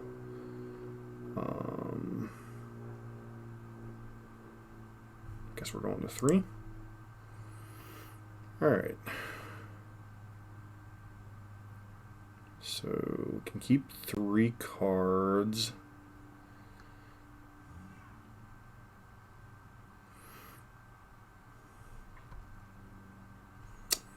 Guess we're keeping this.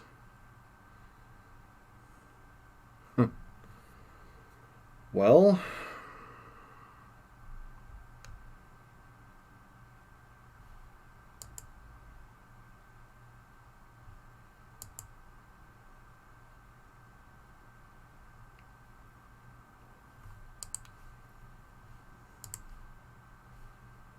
hope we get a little bit lucky, I guess. So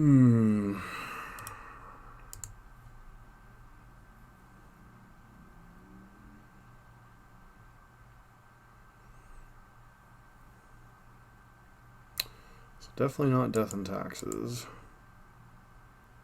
Not that we kept this hand on the basis of that anyway, but sure.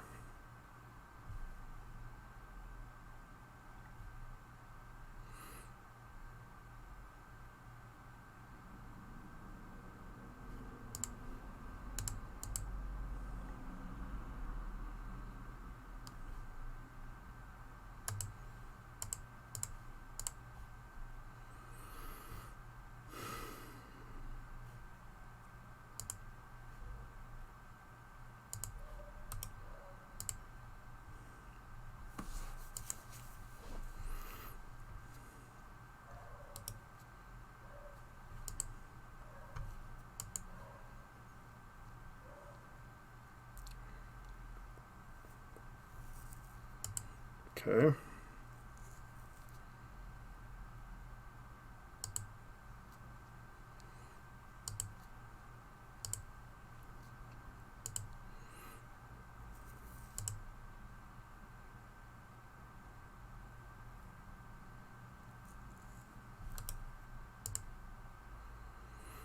Land or mana source, please.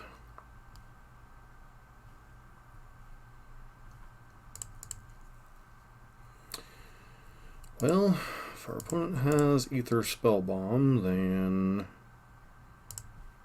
you know, we're in some trouble.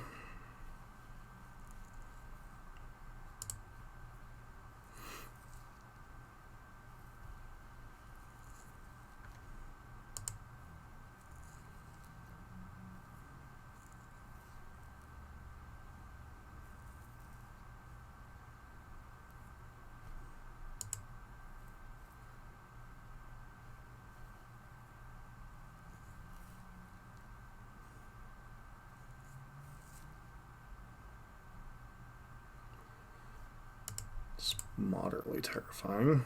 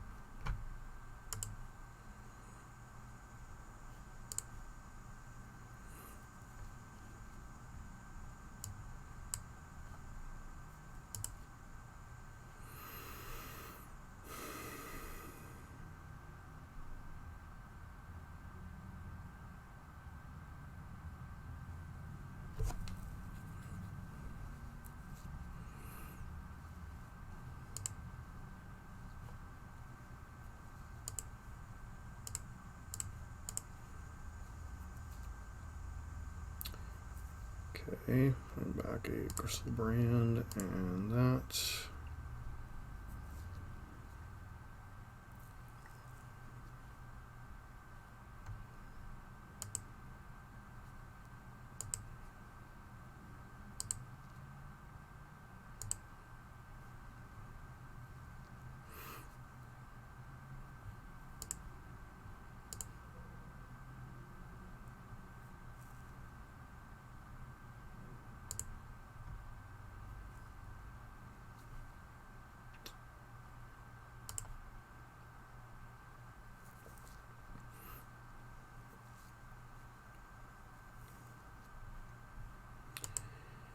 Yep.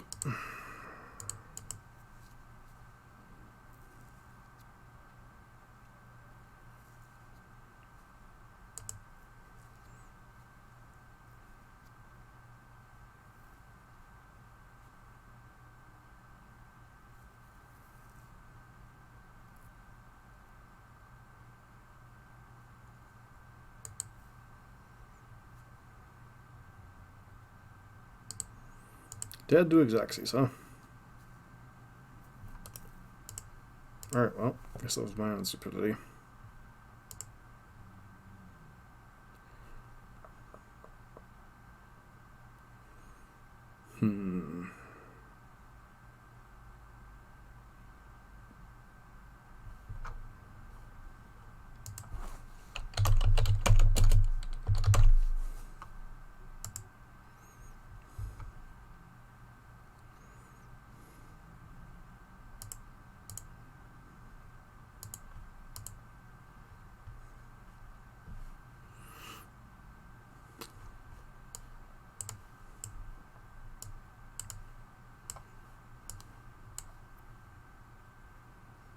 Opponent could have forces in their deck.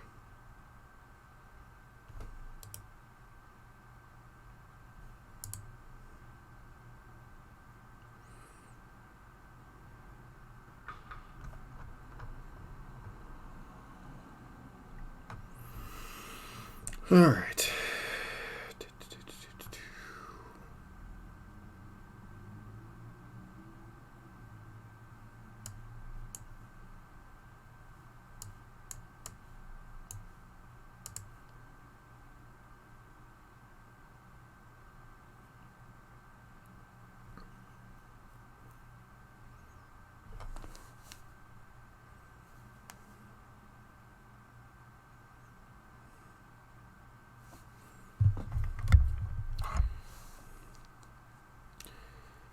So if I would have taken the map over the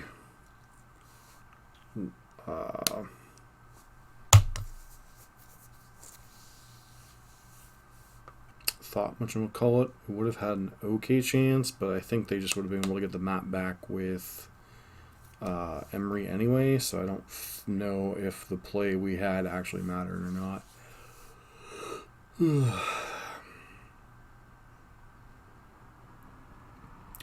This is one of the matchups where not having access to Elish Norn is actually a problem. Especially if they get Sai or Urza.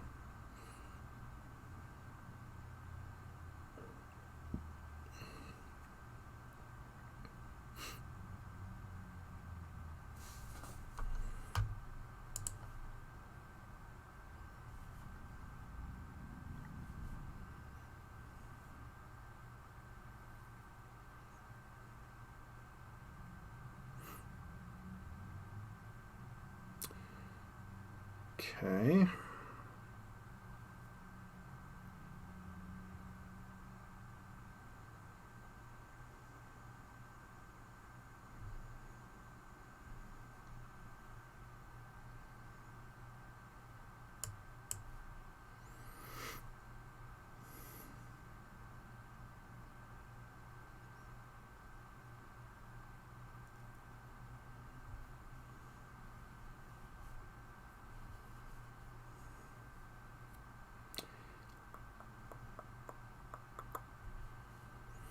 Don't expect my opponent to play that many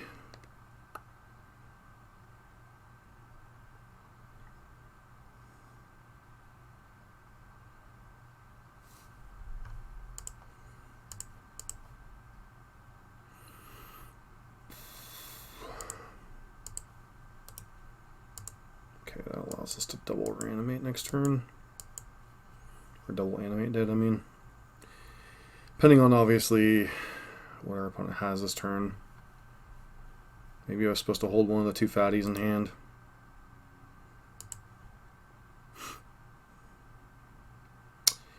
Yep, that's a problem.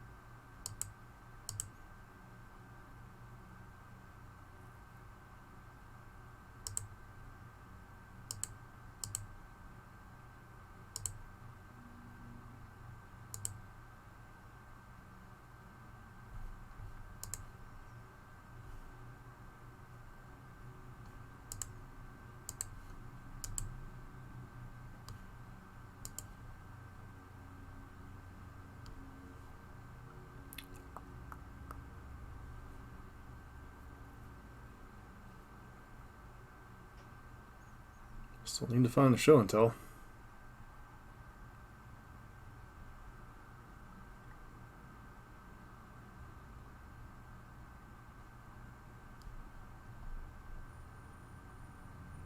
Currently we can play our own Flusterstorm, so I think we just take Psy. And then fetch if they play Pithing Needle.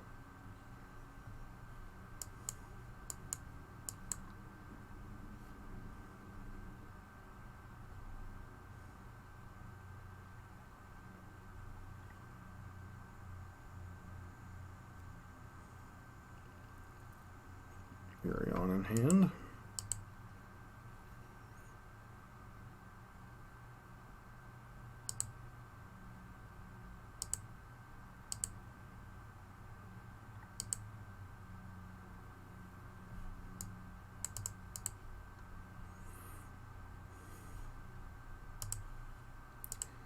Thin our deck a little bit. I guess we're not thinning anything because we just played in the Chalice.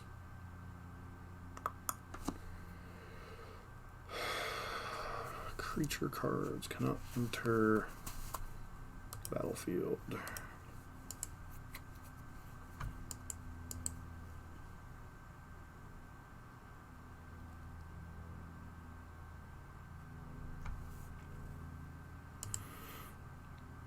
Alright, yeah, one more turn to try to hit a... And then we're just dead to Flusterstorm anyway, so don't know that any of this matters.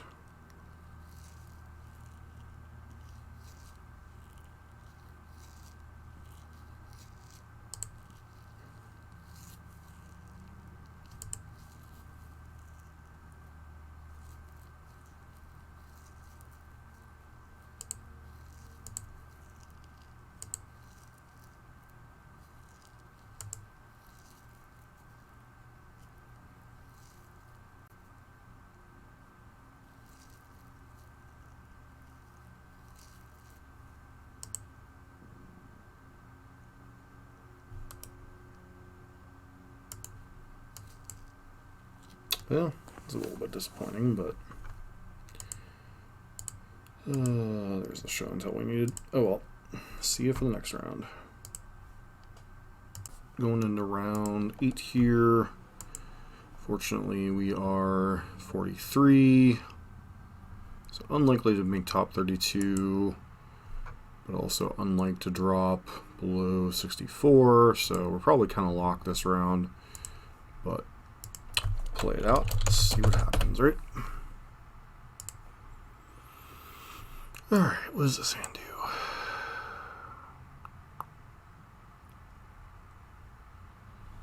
We have reanimation, way to get something in the graveyard, but no actual. So we could try to careful study into something, hope we hit something. Alternatively, we could thought seize our opponent, hope they have something to steal and reanimate it. So this hand is risky, to say the least, because if we don't either hit a fatty or a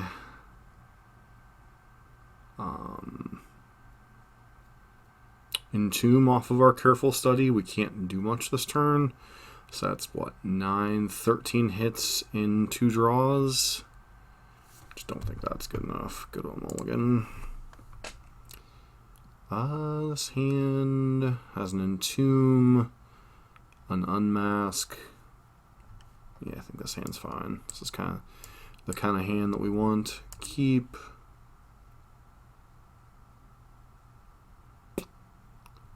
So unmask is getting paired with Thoughtseize.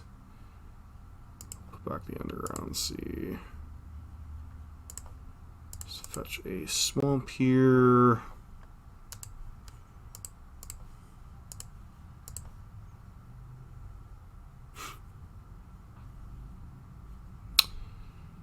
Force of Will, Expressive Iteration. Obviously, we're taking Force of Will there.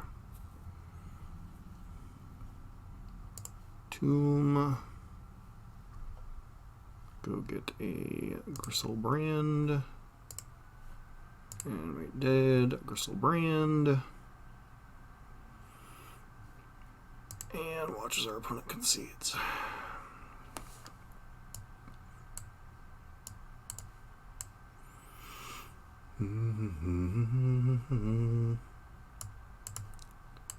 Generally don't like Exhume in this style of matchup, so we'll do this thing. Bring on the island, go down a Dark Ritual. Kind of splitting the difference a little bit.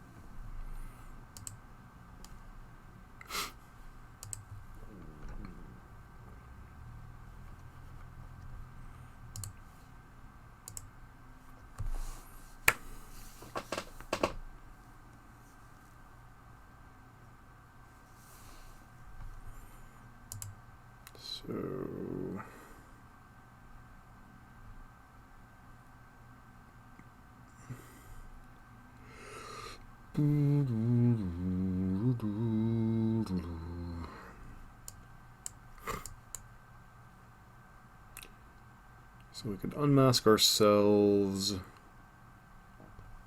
do the thing. And this hand's fine.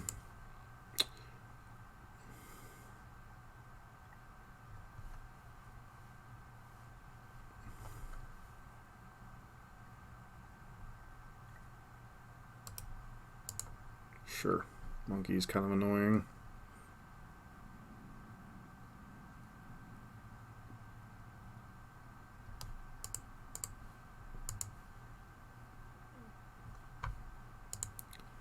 You know what? First off, play the land.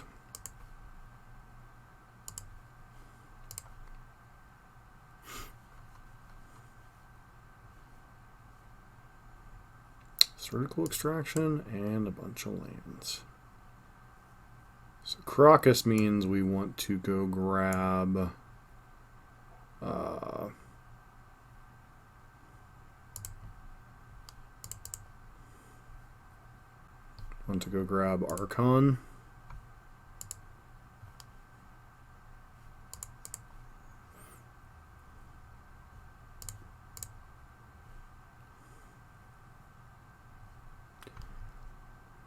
Archon.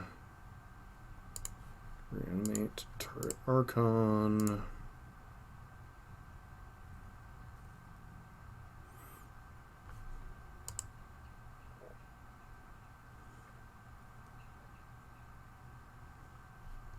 Pitches Wasteland. Okay.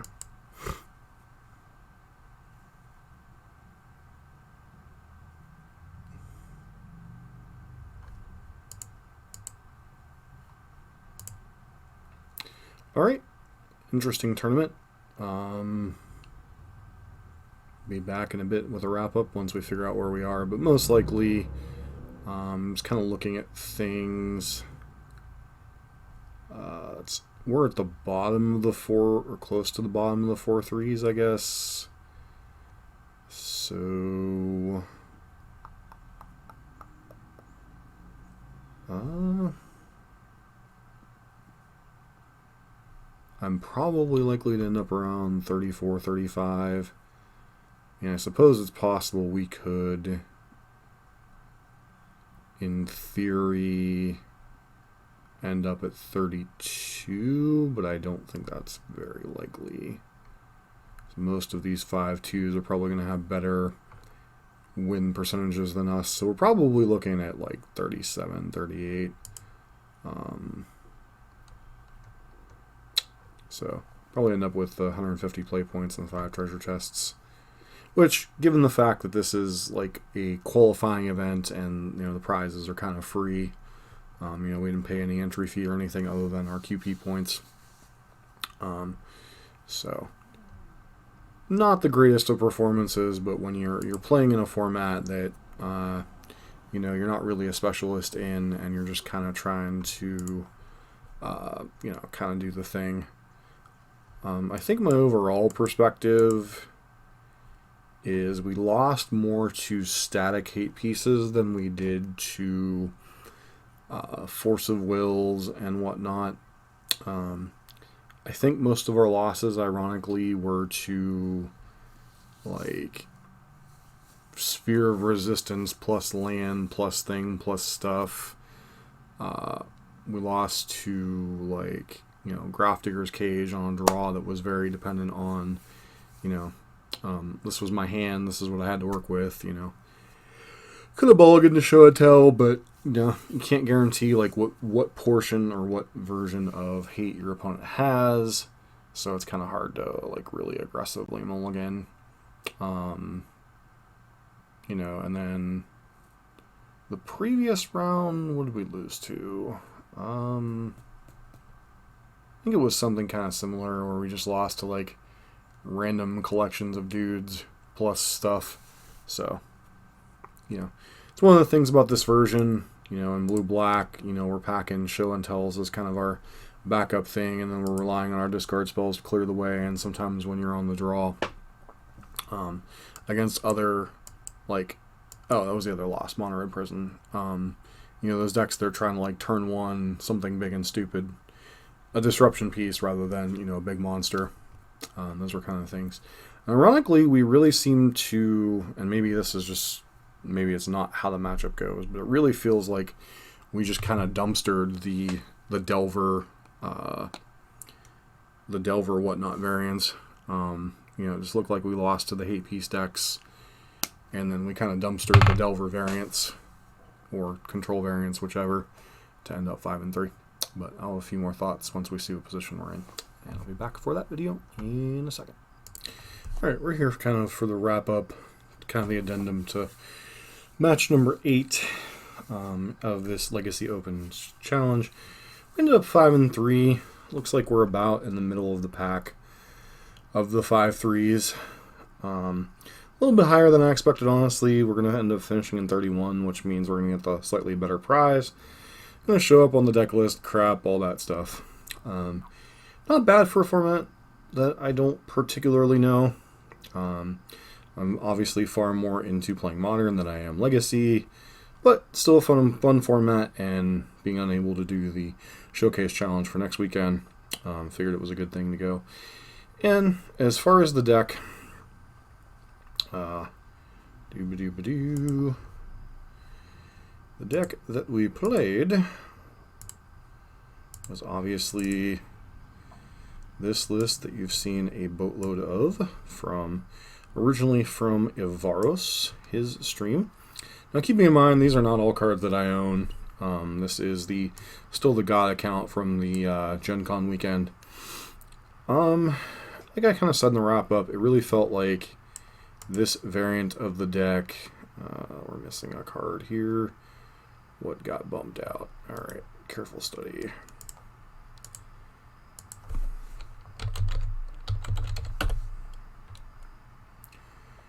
Careful study. So this was the list that we were working with. Kind of a powerful list, but we'll finish that thought in a sec. This deck obviously tries to execute what it does very quickly. Don't generally play well in the prolonged game, much like a lot of decks in Legacy. They're trying to execute fast mana without a bunch of card selection. Your only real card selection is Careful Study, and it's more of a way to get a fatty into the graveyard so you can reanimate it. It's not like the red-black versions that have Faithless Looting that are able to play a little bit of a longer game looking for their anti-hate pieces, whether it's Reverent Silence or Abrupt Decay or Assassin's Trophy or whatever their particular thing is. Obviously, as I mentioned in the opening, we're more of a sidestep the plan, bring in the show and tells or try to discard their hate pieces before they can get them down. As we saw against decks like Force of Will Days decks, we were able to kind of pick and choose our spots where we try to punch through. The problem with the more permanent-based hate that we ran into is, a lot of times they can just get that hate into play, and being in the colors that we're in, generally we're not able to answer those hate pieces unless, we happen to have our one of Ashen Rider off of a show and tell, which is very unlikely. And as you saw in the last spots, it was actually probably our worst overall fatty. Archon and Gristlebrand definitely outperformed it. Although, there were some spots where you're able to take a Caracas off the table or a Trinisphere off the table, and then, follow that up with a Gristlebrand or some other thing the following turn or that same turn sometimes. The deck does have mulligan problems. We are an AB combo deck without, a bunch of cantrips. Careful Study isn't really even a cantrip. It's, part of the AB part of the combo. Obviously, A combo, you have Entomb plus Reanimate spell, whether it be Reanimate, Exhume, or Animate Dead. The B part, you have Careful Study plus Fatty, or in the sideboard games, you have access to copies of Show and Tell plus Fatty, which also requires you to have both like A and B combo in your hand, plus access to 3 mana, which is not small considering we are a 14 land, 4 Lotus Petal deck with some amount of Dark Rituals. Obviously we have the protection suite of Thoughtseize, Unmasked Grief, in addition to additional copies of Duress. I don't think my sideboarding was 100% correct in a lot of spots. I tended to under sideboard, over sideboard in some spots, like come in with like 2 Show and Tells, 2 Duresses. I'd really have to play the deck more to get a feel for like what, kind of the correct sideboarding is. I didn't really get a chance to watch a ton of Evaros playing this deck, so I just kind of jammed like a bunch of leagues last night, and the leagues with this deck to go really, really quickly. As you can see, most of our matches didn't last all that long, and leagues that are even faster because generally people are more willing to give up in an event that isn't quite as high stakes. Is this better than Mono Black or the Blue Black or the Red Black version? I don't know. I personally have never liked those versions. They feel a little too all in on reanimation. This one at least has the sidestep of Show and Tell. Once again, how do you get around the hate pieces? Win more die rolls, I guess, in some regards. All joking aside, we did I think we were undefeated against the Force of Will decks and lost to the hate piece decks. We lost to lands, we lost to Mono Red Prison, and then we lost to the artifact-based Emery, whatever, deck they had going on. Probably an Urza pile of some kind, which might have had Force of Will, but, you know, they don't have as much, like, counter magic as, like, the Delver or Ragavan piles that we were facing. So, don't know if that's indicative of how the matchup generally goes, but definitely felt like we, you know, had some fun with the Delver decks, and kind of the individual games could be close, but overall the results against them were pretty fantastic. And even in the leagues that I played last night, you know, getting the last few qualifier points, you know, kind of felt like that was a pretty good matchup. The mirror match obviously is a little bit awkward against Red Black or against this version, and then the prison decks just felt like whoever wins the die roll wins the match. Obviously depending upon, you know, mulligan situations. In a lot of ways, to put it in a modern analogy, it's almost like playing against the Green Tron mirror, where whoever wins the die roll, you know, do you have turn 3 Tron? Do you have turn 3 Karn? If no, then does your opponent have turn 3 Tron and turn 3 Karn? If the answer is no, then does one of them have turn 4? And, you know, just kind of devolves from there. So, you know, it's kind of one of the downsides of this versus the older versions of Blue-Black that used to play like Brainstorm, Ponder, Force of Will, Daze. You know, you're better at punching through counter spells. You know, that deck was more of akin to like a Show and Tell, Gristlebrand, Emrakul, Omniscience deck, where you were trying to use soft counters, hard counters to force your way through other counter magic. So it kind of played a lot in the same style as Show and Tell did, with obviously some different threats than exist now. And the threat base in this deck is different than red to black, with having like Chancellor and just other nonsense. Maybe you're supposed to give Chancellor a chance, but personally I liked the pairing of Archon and Gristlebrand and whatever you want your third threat to be. I think Ashen Rider is perfectly fine. You could have it being a Chancellor. You could have, you know, I think in the sideboard you could even like put an Iona and a Elish Norn in there, and I think that would have been perfectly fine in some situations, you know, maybe over some of the copies of Duress. I'm not really sure. We didn't play against any Storm decks, so Mindbreak Trap didn't really come up. So maybe there's some room to monkey around the sideboard, but I think the main deck is pretty close to set to what it's trying to accomplish. And I think it does it very well. Obviously, some mulligans problems there, but top 32 finish in a format I didn't play. Generally don't play a lot of. Feels pretty good. Wish I could take a shot at the Modern one next weekend, but due to other things I'd rather be doing, I shouldn't even say obligations. Things I'd rather be doing, I will be doing that instead of playing Magic Online. So, getting together with my brother and his family and friends and playing some Commander. So, that's where I'll be next weekend. So, there probably won't be a lot of content next weekend, but I feel we did quite a bit of content this weekend. So, don't forget to like, comment, subscribe. If you're here primarily for Legacy stuff, I apologize. I don't tend to do that a lot, but, you know, it is kind of nice to get some Legacy in. And like I said, you know, I enjoy Modern, Legacy, Historic, sometimes Standard, but I really don't have the time to keep up with Standard right now with the rotation and all that. Really haven't done Historic content in quite some time, so obviously I've mainly been focused on Legacy and Modern with everything going on in life. So hope to see you for the next video.